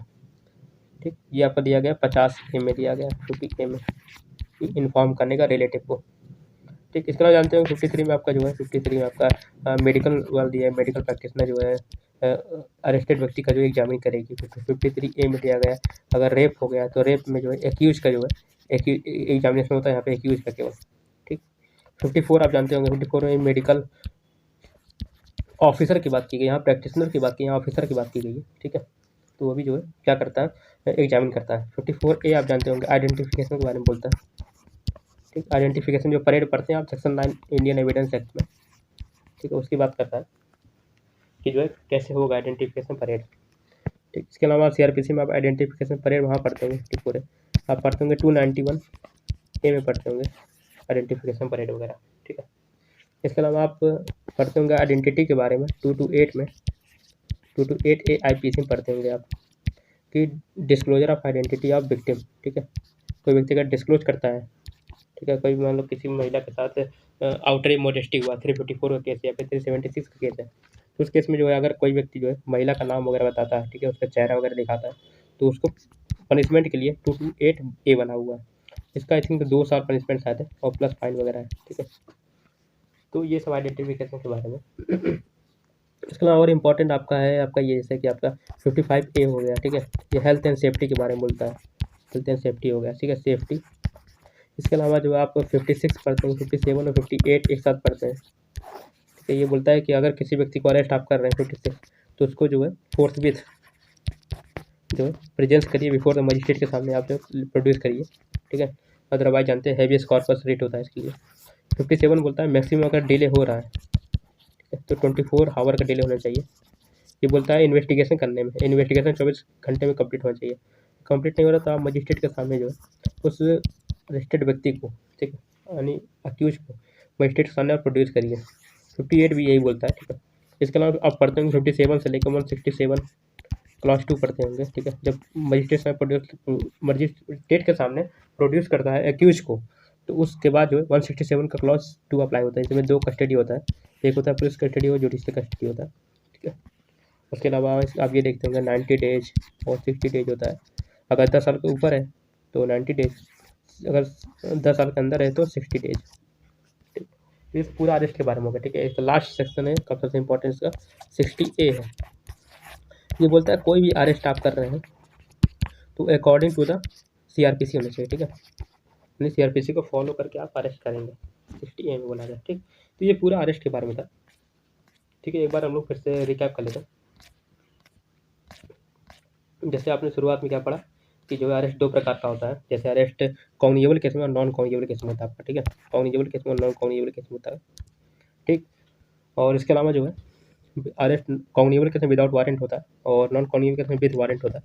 इसके अलावा कौन सा कॉग्निजेबल कौन सा कॉग्निजेबल नहीं है, ये कहाँ पता चलेगा, ये आपका शेड्यूल 1 में पता चलेगा जब आप जाएंगे, तो इसका शॉर्टकट SOP CVT है, ठीक। इसके अलावा कॉग्निजेबल आपका कहाँ डिफाइन है 2C में, और नॉन कॉग्निजेबल आपका डिफाइन है 2L में डिफाइन है आपका, ठीक। अरेस्ट आपका 41 में होता है, ठीक है, arrest without warrant. Arrest with warrant आपका 41 क्लॉज 2, उसके अलावा 42 में भी होता है, ठीक। अरेस्ट आपका एप्रीहेंशन ऑफ अरेस्ट, यानी अरेस्ट करने के मतलब ऑफेंस करने के पहले अगर अरेस्ट हो रहा है तो 151 में होता है। और 41 में क्या होता है, 41 में अरेस्ट करने के बाद होता है आपका अरेस्ट, ये दोनों याद रखिएगा, ठीक। इसके अलावा हमने पढ़ा 41 क्लॉज 1 में कितने प्रकार का अरेस्ट का ग्राउंड क्या है, किस किस ग्राउंड में पुलिस ऑफिसर आपको अरेस्ट कर सकता है। उसके टोटल 9 ग्राउंड दिया गया, ठीक है। पुलिस ऑफिसर के सामने कोई ऑफेंस करते हैं, रीजनेबल क्रेडिबल इन्फॉर्मेशन है, या फिर कोई प्रोक्लेम्ड ऑफेंडर है, ठीक है। इसके अलावा जो है आपका स्टोलन प्रॉपर्टी कोई व्यक्ति रखा है, पुलिस ड्यूटी को ऑब्स्ट्रक्ट कर रहा है, अभी कोई डिजल्टर है, या तो कोई एक्स्ट्राडिशन है पर्सन है, ठीक है, एक्स्ट्राडिटेड पर्सन है, या फिर जो है प्रीवियस कन्विक्टेड पर्सन है, फिर अदर, ठीक। इसके बारे में हम लोगों ने पढ़ा ये प्रोक्लेमेशन अटैचमेंट क्या होता है, प्रोक्लेम्ड ऑफेंडर के बारे में कहाँ दिया गया, 82 का क्लॉज 4 में दिया गया प्रोक्लेम्ड ऑफेंडर के बारे में, ठीक। तो हम लोग इसके बाद हम लोग पढ़ा कि प्रोक्लेमेशन अटैचमेंट क्या होता है। 82 से लेकर 86 जो प्रोक्लेमेशन अटैचमेंट दिया गया, इसका शॉर्टकट है पकड़ा, PACRA, ठीक है। P माने प्रोक्लेमेशन, A माने अटैचमेंट, C माने क्लेम कर सकता है 2 साल के अंदर वगैरह होता है, क्लेम वगैरह होता है ना, 2 साल के अंदर, पहले 6 महीने के अंदर, फिर 2 साल के अंदर होता है, मतलब पहले 6 महीने के अंदर क्लेम होता है, अगर प्रॉपर्टी बिक जाती है तो 2 साल के अंदर आप क्लेम कर सकते हैं, ठीक है, ये सब होता है। इसके अलावा रिलीज भी हो सकता है, अगर मतलब आप प्रूव कर दिए कि हाँ जो है आपकी जो है प्रॉपर्टी जो है अरेस्ट करने लायक नहीं थी, और पुलिस ने अगर सॉरी कोर्ट ने अगर उसको अटैच कर लिया है तो आपको जो रिलीज कर दिएगा। इसके अलावा इसका अपील करना है आपको, तो अपील कर सकते हैं 86 में, ठीक है। इसके बाद हम लोग पढ़ा कि जो है पुलिस के बारे में, ठीक है, प्रीवियस कन्विक्शन के बारे में कहाँ का दिया गया, तो 211 में दिया गया आपका, 211 का क्लॉज 7 में जो है चार्ज फ्रेम करते समय जो लिखा जाएगा। इसका 238 से 239 298 है, ठीक है, 358 भी है, ठीक है। इंडियन एविडेंस एक्ट में देखें तो 14 और 54 है, ठीक है। इसका एक्सप्लेनेशन 2 है, ठीक। उसके बाद केस लॉ देखा हमने, जेटी के बाद जोगिंदर कुमार, नेस कुमार, सत्येंद्र अंतिल का हो गया, सत्येंद्र कुमार अंतिल हो गया, फिर प्रेम शंकर शुक्ला हो गया, फिर उसके बाद दिल्ली जुडिशियल एसोसिएशन हो गया, फिर उसके बाद सुनील बत्रा केस हो गया। इसके बाद हम लोग देखा कि 41 में कितने क्लॉज है ऐड किए गए 2010 में, 2010, ठीक है, याद रखिएगा ये। ABCD क्लॉज 4 क्लॉज ऐड किया गया था, ठीक है। इसके अलावा नोटिस ऑफ अपीयरेंस वगैरह हो गया। इसके बाद बाकी हम लोगों ने देखा सेक्शन कौन से इंपॉर्टेंट है, कौन से इंपॉर्टेंट किसके लिए, आपका जो है चैप्टर 5 में कौन कौन से जो है सेक्शन इंपॉर्टेंट ये हो गया, ठीक है। 43 में प्राइवेट पर्सन हो गया, 44 में मजिस्ट्रेट हो गया, 45 में आर्म फोर्सेस हो गया, 46 में आपका अरेस्ट हाउ मेड कैसे बनता है, ठीक है। इसके बाद इसके क्लॉज देख लो 46 में, ठीक है। फिर 47 40 ये सब देखना पड़ता है, ठीक है। अब देखते हैं अगले क्वेश्चन, देखते हैं हम लोग क्या है, ठीक। फिर 56 वगैरह देखा हमने, ये सब देखते हैं, ठीक है। फिर 162 का 7 क्लॉज देखा, ठीक है। लास्ट 60 देखा हमने। अगला क्वेश्चन देखते हैं हम लोग क्या है। When a person who would otherwise be competent to compound an offence under section 320 CRPC is dead, तो क्या होगा। या अगर कोई व्यक्ति जो है जो कि मतलब कॉम्पिटेंट था कंपाउंड ऑफेंस करने की 320 में, अगर डेड हो जाता है तो क्या होगा। मतलब अगर कोई व्यक्ति जो है कंपाउंड ऐसा कोई ऑफेंस करता है जो कंपाउंडेबल था और वो व्यक्ति जो है डेड हो जाता है, तो कौन करेगा, उसका एलआर वगैरह करेंगे, ठीक है। तो इसका ऑप्शन एलआर वगैरह होगा, कोई दिया एलआर का, जैसे ये दिया आपका, ये भी दिया offence can be compounded by LR without consent of the offend, without consent of the court, ये दिया है with the consent of the court, ठीक है। तो इसका जो सही आंसर क्या हो जाएगा आपका, with the consent of the court ही होता है, क्योंकि हमेशा जो कोर्ट के कंसेंट के, जैसे आप पढ़ते होंगे ना अबेटमेंट वगैरह, अबेटमेंट पढ़ते हैं आप, आपका कहाँ दिया गया, सीपीसी में कहाँ दिया, ऑर्डर 22 में दिया गया, ठीक है। अबेटमेंट वगैरह तो वहाँ भी कंसेंट ऑफ कोर्ट भी होता है, ठीक है। अबेटमेंट वगैरह करते हैं आप, ठीक है। अबेटमेंट ABAT है, ठीक होता है, ABAT अबेटमेंट होता है, ठीक। तो वहाँ भी जो आपका यही होता है, ठीक है। और तो इसका सही आंसर क्या है, डी है, ठीक है। अब देखते हैं हम लोग कि एक कंपाउंड का मतलब क्या होता है और 320 क्या है सीआरपीसी का। तो कंपाउंड मतलब होता है कॉम्प्रोमाइज़ करना, कंप्रोमाइज़ या फिर सेटलमेंट होता है इसका मतलब, ठीक है। ये ओरल भी हो सकता है, राइटिंग हो सकता है, जानते हैं आप, तो ओरल या तो राइटिंग, ठीक है। इसके अलावा जो है कंपाउंड आपको दिया है 320 में, 320 में दिया गया, ये इसमें टोटल जो है कितने 9 क्लॉज दिए गए हैं, ठीक है, कंपाउंड के बारे में। तो सभी क्लॉज के बारे में देखते हैं क्या क्या है। जैसे क्लॉज 1 आपका हो गया कि जो है कंपाउंड होगा, कंपाउंड कुछ मतलब कि लिस्ट ऑफ आईपीसी के सेक्शन दिए गए हैं जहाँ पे जो कंपाउंड होता है, ठीक, कंपाउंड होता है कैसे होता है, विदाउट कंसेंट होता है, विदाउट कंसेंट ऑफ कोर्ट होता है, ठीक है। इसके अलावा क्लॉज 2 दिया गया हमारा, यहाँ पर भी लिस्ट दिया गया आईपीसी का सेक्शन के बारे में, ऑफेंसेस के बारे में, जो कि कोर्ट कंसेंट से होता है, कोर्ट कंसेंट, एक विदाउट कंसेंट, एक कोर्ट कंसेंट, ठीक है। इसके अलावा क्लॉज 3 हमारा दिया गया जो कि हमारा बात करता है किसका, अबेटमेंट वगैरह के बारे में, या फिर जो है आपका अटेम्प्ट के बारे में, या फिर 34 या फिर 149 के बारे में, उस केस में जो है कंपाउंड के बारे में, ठीक है। इसके अलावा क्लॉज 4 बोलता है हमारा कि जो है माइनर वगैरह हो गए या फिर अनसाउंड हो गए, ठीक है, या फिर डेथ वगैरह हो गया, तो उसमें एलआर वगैरह जो भी क्वेश्चन आया उसके बारे में बोलता है, माइनर हो गया, फिर अनसाउंड माइंड हो गए, ठीक है, या फिर डेथ वगैरह हो गया, ठीक है, इस बारे में।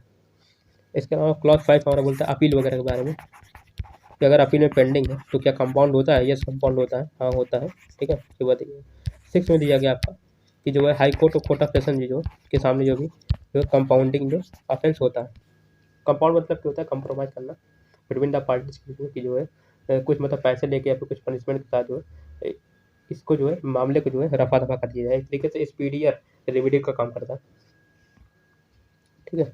इसके अलावा क्लॉज 7 क्या है आपका, क्लॉज 7 में आपका जो है अगर कोई व्यक्ति प्रीवियस कन्विक्शन है तो उस केस में कंपाउंड हो कि नहीं होगा, ठीक है, उसके बारे में बात करता है, ठीक है। क्लॉज 8 में आपका ये इंपॉर्टेंट आपका ये बोलता है कि इफेक्ट क्या होगा, अगर व्यक्ति कोई कंपाउंड हो जाता है तो इसका इफेक्ट क्या होगा, एक्विटल होता है,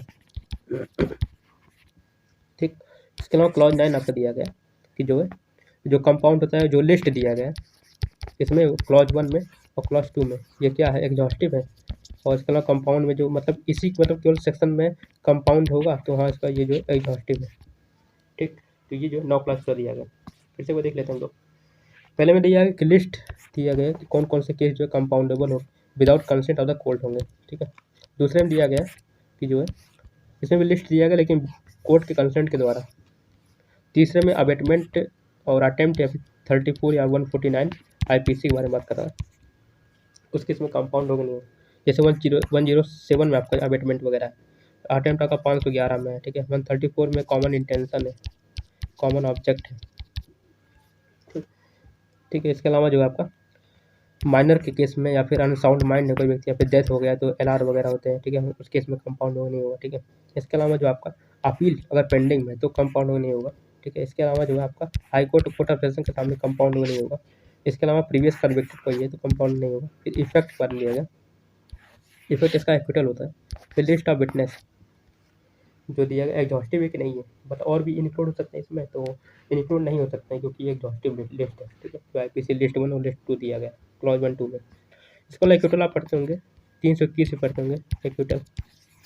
इसके अलावा सेक्शन 300 वगैरह नहीं है शायद में, ठीक है।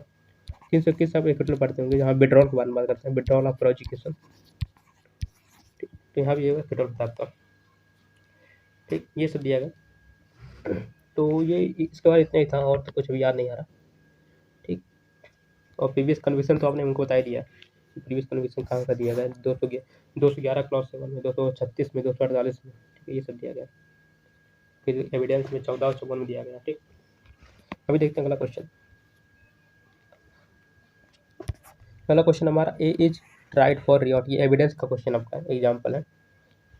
And is prove to have marched as the head of mob, A को ट्राई किया जा रहा है रियॉट के लिए, ठीक है। उसने बलवा किया, ठीक, बलवा उसका हिंदी बोलते हैं रियॉट को। And is prove to have marched as the head of the mob, ठीक है। He the cries of the mob are relevant, mob जो मतलब चिल्लाना, ये रिलीवेंट होगा, अगर रिलीवेंट है तो है ये, ठीक है। कैसे होगा मतलब किस सेक्शन में रिलीवेंट होगा, वो क्यों रिलीवेंट होगा, ठीक है। ठीक, तो इसका जो है आपका जो है आंसर जो है बी होगा। Explanation as nature of transaction दिया गया, ठीक है। ये एग्जांपल आपका जो है सेक्शन 9 से, सेक्शन 9 इंडियन एविडेंस एक्ट के बारे में, जो मेनली जो डील करता है वो है टीआईपी के बारे में, टेस्ट आइडेंटिफिकेशन परेड के बारे में, ठीक है। इसके अलावा सेक्शन 9 जो है क्या बोलता है, जैसे आपका सेक्शन 9 हो गया, सेक्शन 9 क्या क्या बोलता है, कोई भी अगर कोई फैक्ट, ऐसे कोई भी फैक्ट, ठीक है, जो नेसेसरी हो और नेसेसरी टू एक्सप्लेन करता हो, ठीक है, एक्सप्लेन करता हो या तो इंट्रोड्यूस करता हो, क्या रिलीवेंट फैक्ट, रिलीवेंट फैक्ट वो क्या होता है, रिलीवेंट हो जाता है, ठीक है। तो इसमें और भी फैक्ट आ सकते हैं, जैसे फैक्ट जो एक्सप्लेन तो करता हो और इंट्रोड्यूस करता हो, इसके अलावा जो है आइडेंटिफाई करता हो, ठीक है, या फिर सपोर्ट करता हो या फिर रिबट करता हो, ठीक। इसके अलावा जो आपका कोई सजेस्ट करता हो, इन्फ्रेंस करता हो, सजेस्ट इन्फ्रेंस जो कि एग्जाम्पल में दिया गया, ठीक है। इसके अलावा टाइम प्लेस वगैरह अगर बताता हो, ऐसा कोई फैक्ट जो टाइम प्लेस बताता हो, तो वो भी जो है क्या हो जाएगा, रिलीवेंट हो जाएगा, टाइम और प्लेस, ठीक। तो ये सब जो है रिलीवेंट हो जाएगा। तो इसी में जो है टीआईपी आपका आता है टेस्ट आइडेंटिफिकेशन परेड, ठीक है, जो कि आपने हमें पढ़ा है कि 54 ए में दिया गया था आपका सीआरपीसी में, 291 में दिया गया था ए में दिया गया था, ठीक है, आइडेंटिफिकेशन वगैरह। तो इसमें जो है फॉलो करता है टीआईपी में। ये सब जो है नेसेसरी हो जाते हैं इस मतलब कि सेक्शन में, तो ये सब जो है रिलीवेंट होते हैं। अब जानते हो फैक्ट क्या होता है, जैसे फैक्ट आपका 2 प्रकार का होता है, एक होता है आपका फिजिकल फैक्ट होता है, एक होता है आपका साइकोलॉजिकल फैक्ट, ठीक है। फिजिकल फैक्ट मतलब कोई भी चीज़ आप जैसे आप देख सकते हैं, सीन हो सकता है, ठीक है, जैसे आप छू सकते हैं, हर्ड कर सकते हैं, जैसे आप टच कर सकते हैं, ठीक है। तो ये सब जैसे आप महसूस करते हैं, जैसे फील कर सकते हैं, ठीक है।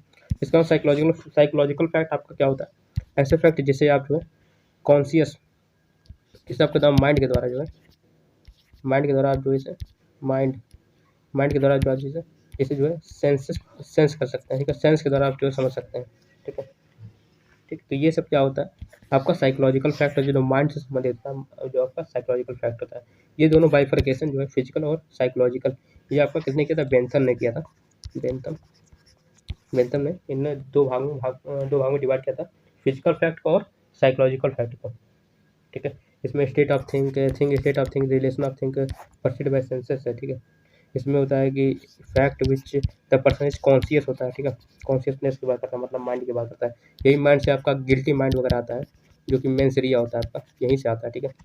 तो ये दोनों इसका बाइफर्केशन था, फैक्ट का मतलब ये होता है, ठीक है। इसके अलावा सेक्शन 9 आपने देखा पूरा जो है, कोई भी ऐसा फैक्ट जो एक्सप्लेन करता हो, इंट्रोड्यूस करता हो, सपोर्ट रिबट वगैरह हो गया, उसके बाद ठीक है आइडेंटिटी स्टैब्लिश करता हो, टाइम प्लेस वगैरह बताता हो, तो कोई ट्रांजेक्शन वगैरह होता है तो वो सभी जो है सेक्शन 9 में रेलिवेंट होते हैं। इसके अलावा साइकोलॉजिकल फैक्ट अगर देखना हो ज़रा, तो साइकोलॉजिकल फैक्ट आपका सेक्शन 14 हो गया, ठीक है, सेक्शन 15 हो गया, ये दोनों आपका साइकोलॉजिकल फैक्ट है, और बाकी सब जो है फिजिकल फैक्ट आपका है, याद रखिएगा इन दोनों को। ठीक, तो इसका जो है आंसर सही यही है, ठीक है। Nature of the transaction, nature of transaction पढ़ते होंगे आपका सेक्शन 6 में भी, रेस गेस्टे के रूप में, ठीक है। Part of the same transaction होता है, रेस गेस्टे मतलब, रेस मतलब होता है थिंग्स होता है, और गेस्टे गेस्टे ही मतलब होता है सेम ट्रांजेक्शन में कोई चीज़ होता है। तो इसके इंपॉर्टेंट केस वगैरह ऐसे देख ले आप, इसमें दो चीज़ होनी चाहिए, स्पॉन्टेनिटी होना चाहिए और प्लस इमीडिएसी होना चाहिए, मतलब इमीडिएट होना चाहिए और फिर एक मतलब क्रम में होना चाहिए, स्पॉन्टेनिटी होना चाहिए। इसके अलावा जजमेंट वगैरह दें तो समल दास का केस है, बस स्टेट ऑफ बिहार का केस है, ठीक है। आर वर्सेस फॉस्टर है, ठीक है। आर वर्सेस बेडिंग फील्ड है, ठीक है। आर वर्सेस बेडिंग फील्ड है। इसके बाद B Vijay, I think Vijay Vardhan का केस है, विजय वर्धन राव का केस है, ठीक है। ये सब केस इंपॉर्टेंट केस है देश के बारे में। इसके अलावा ये आपका कहाँ दिया गया, सेक्शन 10 का है ये, कॉन्स्पिरेसी, ठीक है। सेक्शन 10 के बारे में बात करते हैं ये कॉन्स्पिरेसी के बारे में। इसके अलावा आप पढ़ते होंगे आईपीसी में 120A और 120B, ये भी कॉन्स्पिरेसी के बारे में बात करता है। तो मैंने कोई भी चीज़ अगर किया गया फिर कहा गया, ठीक है, in difference to the common design में, फिर कॉमन इंटेंशन में, ठीक है, दो या दो से ज़्यादा व्यक्ति के द्वारा, तो क्या होता है, कॉन्स्पिरेसी होता है, ठीक। यही आपका 121B बताता है, 120A 120B, ये भी बोलता है कि 2 or more person agree to do or cause to be done an illegal act. दो भाग होता है ना, एक होता है आपका इलीगल एक्ट होता है, एक होता है legal act but done by illegal means, जैसे कि आपको मतलब कि किसी व्यक्ति ने आपकी ज़मीन को कब्जा कर लिया, ठीक है, आपके घर में कब्जा कर लिया, ठीक है, तो आपका लीगल राइट तो है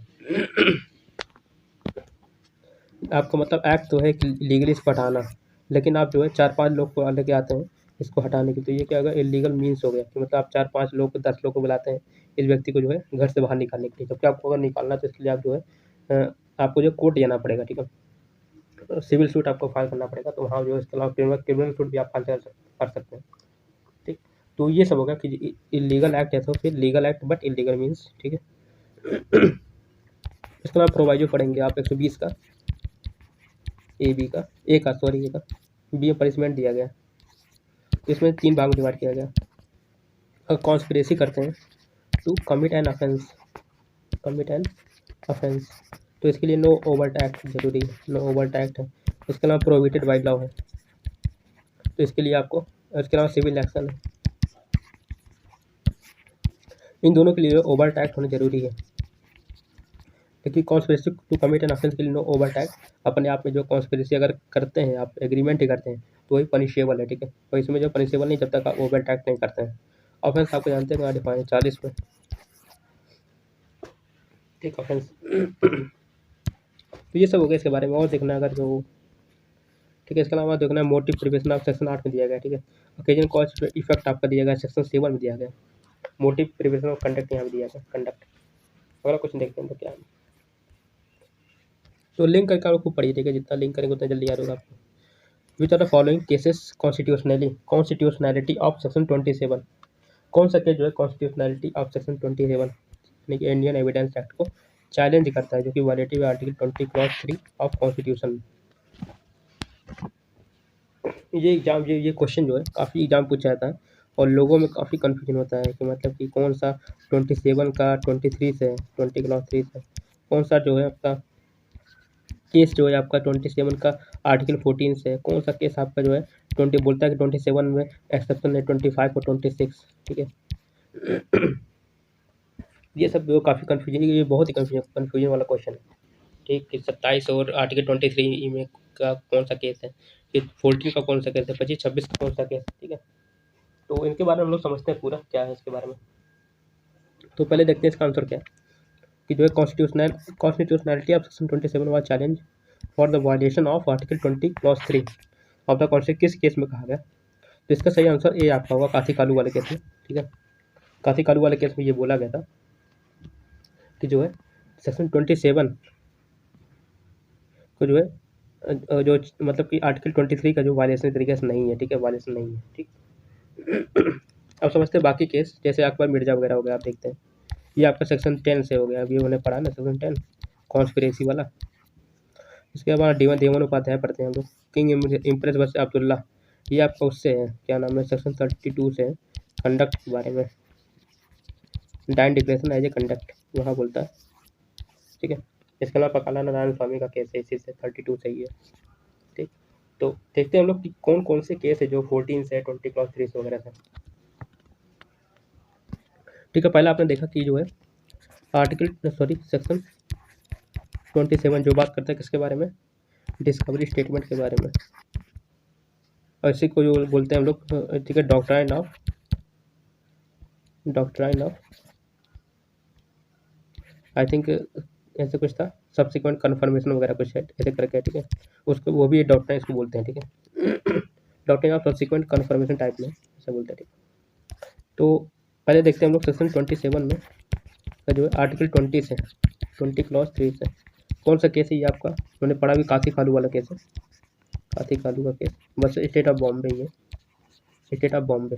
इसके अलावा सेक्शन 27 का आर्टिकल 14 से, आर्टिकल 14 से कौन सा केस है, ये आपका देवमन उपाध्याय का केस है, देवमन उपाध्याय वर्सेस यूपी का केस है, यूपी स्टेट, ठीक। इसके अलावा सेक्शन 27 जो कि सेक्शन 27, सेक्शन 25 एंड 26 का जो है एक्सेप्शन, ये कहाँ बोला गया था, इनायतुल्ला वाला केस था, Inayatullah versus state of MH का भी है, स्टेट ऑफ एमएच माने महाराष्ट्र का केस है, ये 3 केस आपका इंपॉर्टेंट है। इसका नाम बोलता है सेक्शन 27 जो है आपका जो है किसके बारे में बोलता है, डिस्कवरी स्टेटमेंट के बारे में बोलता है, कुछ कोई भी चीज़ अगर पुलिस ऑफिसर के द्वारा अगर रिकवर किया गया है, ठीक है, in the stage of investigation में, ठीक है, एट द टाइम ऑफ या फिर at the time of asking the question to the accused के सामने, तो वो सब क्या होता है, डिस्कवरी स्टेटमेंट होता है, ठीक है। तो ये बोला गया था पुलुकरी कोट्या में, पुलुकरी कोट्या कैसे, कोट्या KOTTAY कोट्या वर्सेस एम्परर केस था,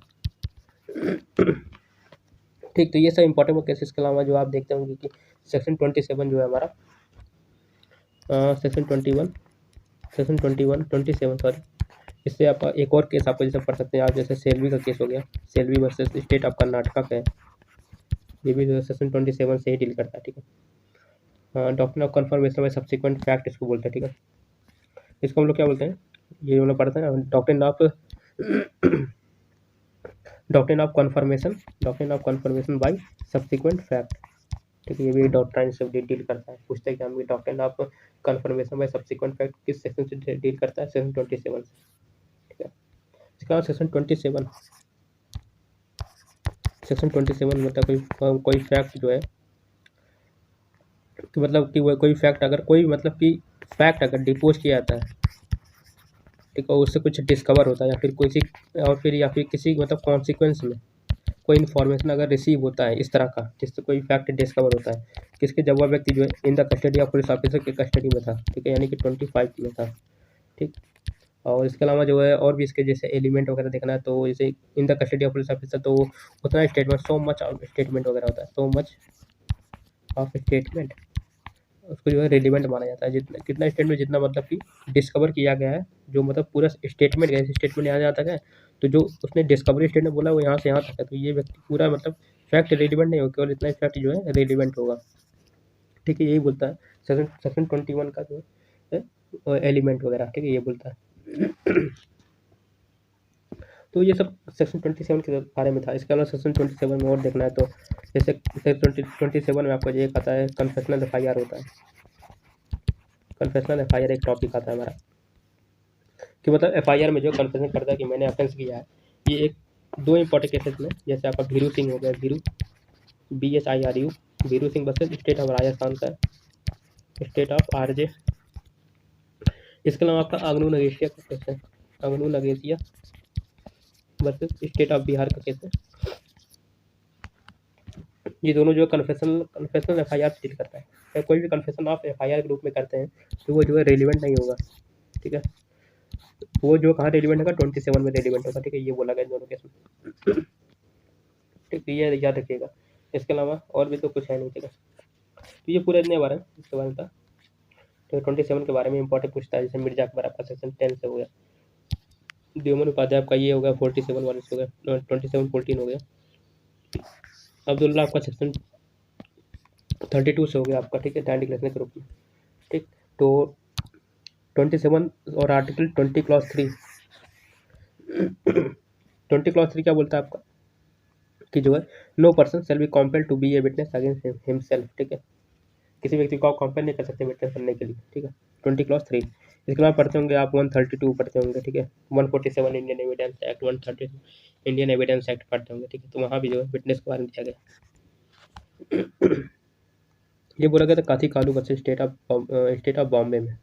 इसके अलावा 27 का 14 से किसमें, देवमन उपाध्याय का, स्टेट ऑफ यूपी का। 27 का 25 और 26 से किसमें, या फिर इनायतुल्ला का केस है, ठीक है। एक्सेप्शन है दोनों, 25-26।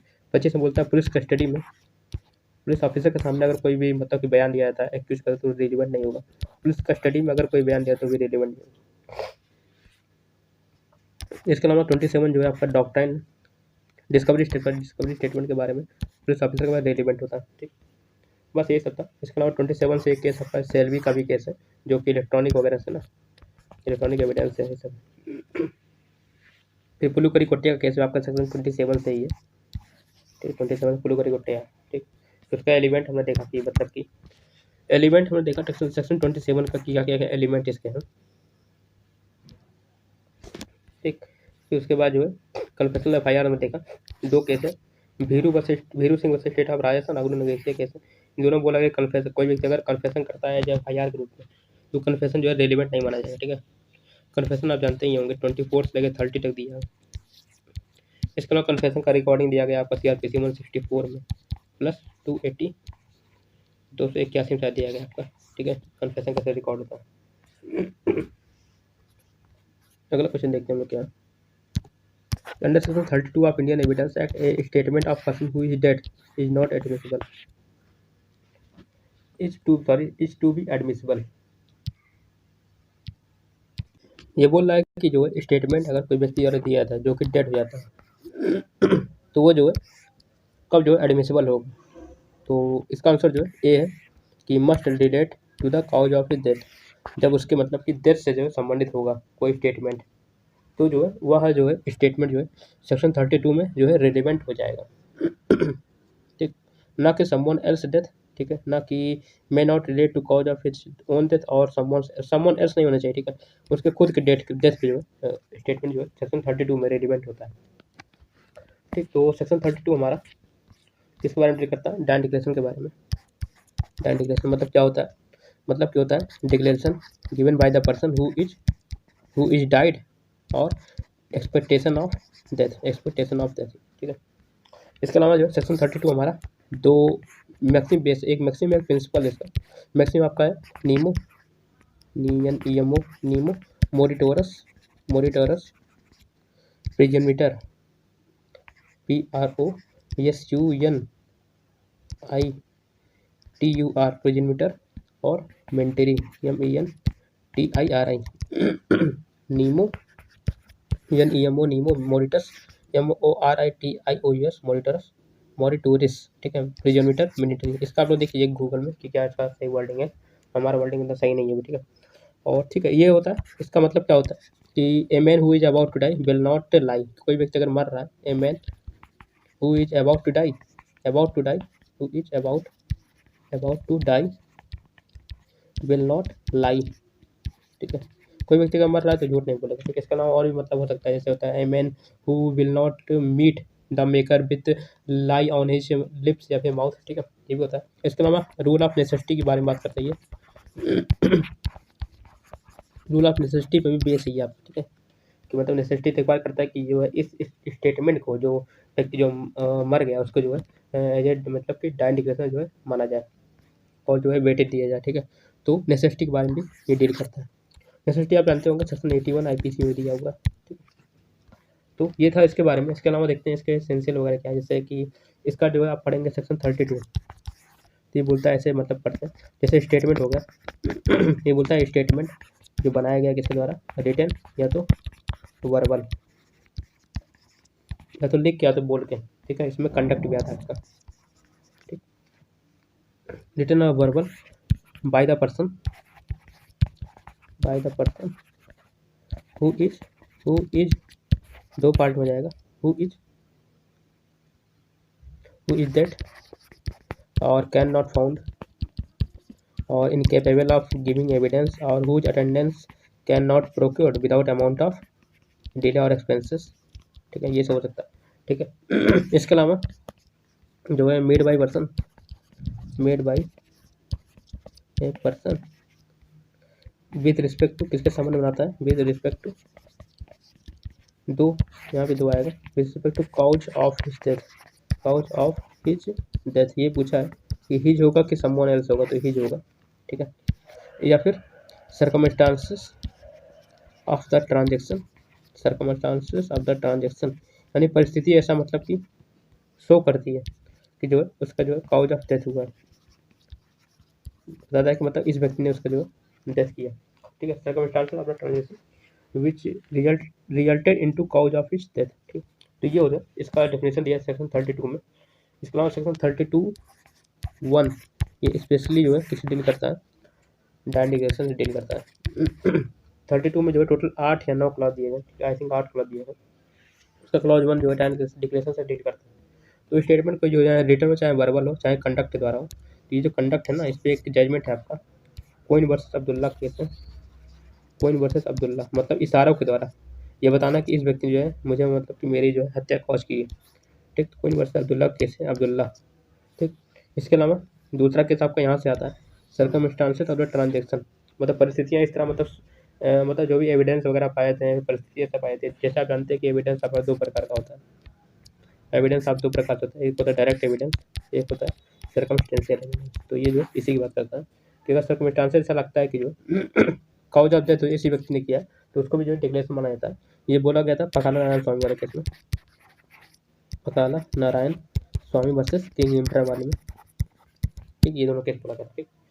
इसके बाद सेक्शन 32 का क्लॉज 1 जब पढ़ते हैं तो इसमें सेम चीज़ बात करता है, बस थोड़ा चेंज हो जाता है। जैसे कि आपका जो है रिटर्न बराबर होना चाहिए, ठीक है।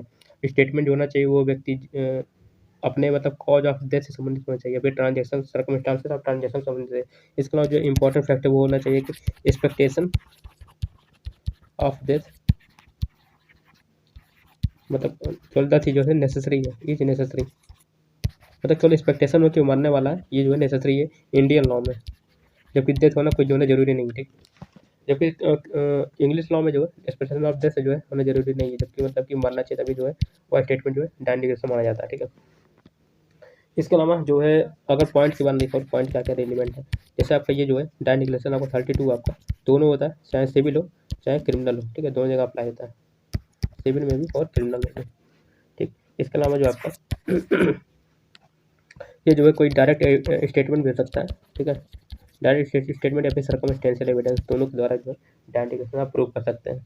इसके अलावा जो है आप जानते होंगे कि डायन डिक्लेरेशन हमारा क्या है, हियरसे का जो एक्सेप्शन है, ठीक है।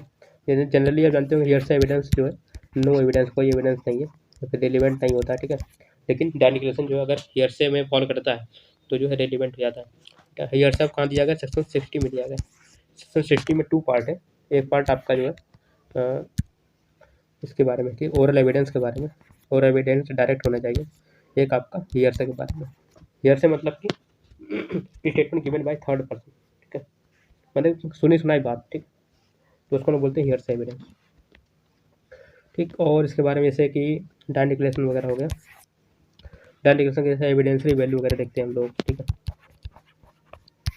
या इसके पहले हम देख लेते हैं ये 5वां पॉइंट कि जो है आपका अगर डायन डिक्लेरेशन में कोई व्यक्ति जो है स्टेटमेंट दिया, ठीक है, और वो अगर मतलब कि बच गया, मारा नहीं, ठीक है, नॉट डेथ, अगर मतलब उसकी मृत्यु नहीं हुई तो क्या हुआ, तो उस स्टेटमेंट का क्या होगा, वो स्टेटमेंट 2 जगह रेलिवेंट हो जाएगा, एक आपका 145 में कंट्राडिक्शन में, एक आपका 157 में यानी कि कोरोबोरेशन में, ठीक।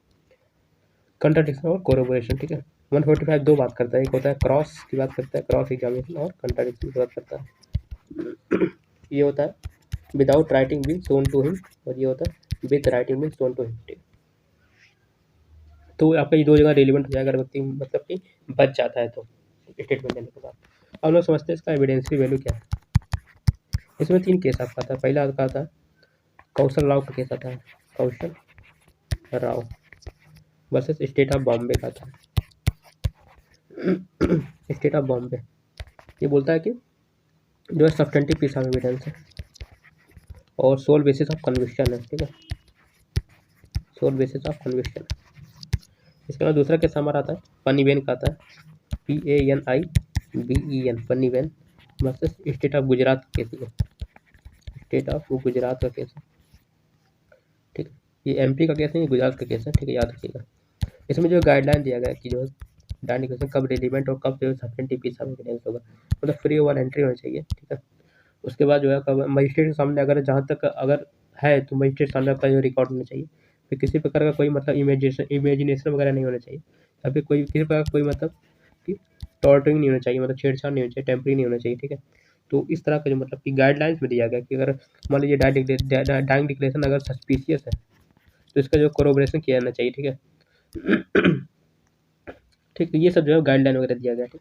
पर इसमें एक और पॉइंट दिया गया था कि अगर more than one dying declaration है, एक से ज़्यादा डाइंग डिक्लेरेशन है, तो जो है जो फर्स्ट वाला होता है फर्स्ट डाइंग डिक्लेरेशन उसको जो है ज़्यादा जो है क्रेडिबिलिटी माना जाएगी, उसकी ज़्यादा जो है वैल्यू दी जाएगी, ठीक। इसके अलावा तीसरा केस आपका मकसूदन का केस है, MAQSODAN, मकसूदन का केस वर्सेस UP है। 3 केस इंपॉर्टेंट है एविडेंस वैल्यू का, ये मेंस का क्वेश्चन है, ठीक है, मेंस का भी तैयारी आपका हो रहा है साथ में, ठीक। स्टेट ऑफ यूपी का केस मकसूदन का, इसमें बोला गया कि जो है जहाँ तक अगर मतलब सब्सटेंटिव लॉ तो है और सोल बेसिस ऑफ कन्विक्शन तो है, लेकिन जहाँ तक अगर हो सके तो उसका जो है कोरोबोरेशन भी जो है हो जाना चाहिए, ठीक है, ये बोलता है, ठीक। और अगर कोई व्यक्ति जो है हमने बताया दूसरा पॉइंट कि अगर व्यक्ति कोई जो है बच जाता है, ठीक है, डाइड नहीं होता, सर्वाइव कर लेता है, तो जो उसका स्टेटमेंट जो है कहाँ रिलेवेंट हो जाएगा 145 में और 157 में, ठीक। तो ये पूरा डाइड डिक्लेरेशन के बारे में था। और जैसे और भी कोई पॉइंट जैसे आपका हाँ, जैसे ये होता है कि डाइड डिक्लेरेशन इन FIR में क्या होता है, कोई व्यक्ति अगर FIR करवाता है उसके बाद जो है कुछ दिन बाद जो है उसका वो जो है मृत पाया जाता है, तो उसका जो है स्टेटमेंट क्या होगा, स्टेटमेंट का वैल्यू क्या होगा, वो भी जो है डाइड डिक्लेरेशन मतलब कि अंडर सेक्शन 32 में जो है डाइड डिक्लेरेशन कंसीडर किया जाएगा, ठीक है। ये बोला गया था किस केस में, ये इंपॉर्टेंट केस है R रामचंद्र रेड्डी का केस है versus public prosecutor PP, R Ramchandra Reddy versus PP public prosecutor में बोला गया था कि एडमिट किया जाएगा इसको, ठीक है। अब कोई व्यक्ति जो है FIR करता है डाइड डिक्लेरेशन के रूप में, ठीक है। इसकी यहाँ ये यहाँ भी रिलेवेंट हो जाएगा कि आपका रेस गेस्टे में भी रिलेवेंट हो जाएगा ना, रेस गेस्टे में आपका सकता है, ठीक। और इसके अलावा पब्लिक प्रोसिक्यूटर जानते हैं CRPC में कहाँ दिया गया 24 में दिया गया, 25 में दिया गया, 25A में दिया गया। तो यही सब था इसके बारे में, ठीक है, बस इतना ही था इसके बारे में डाइड डिक्लेरेशन के बारे में।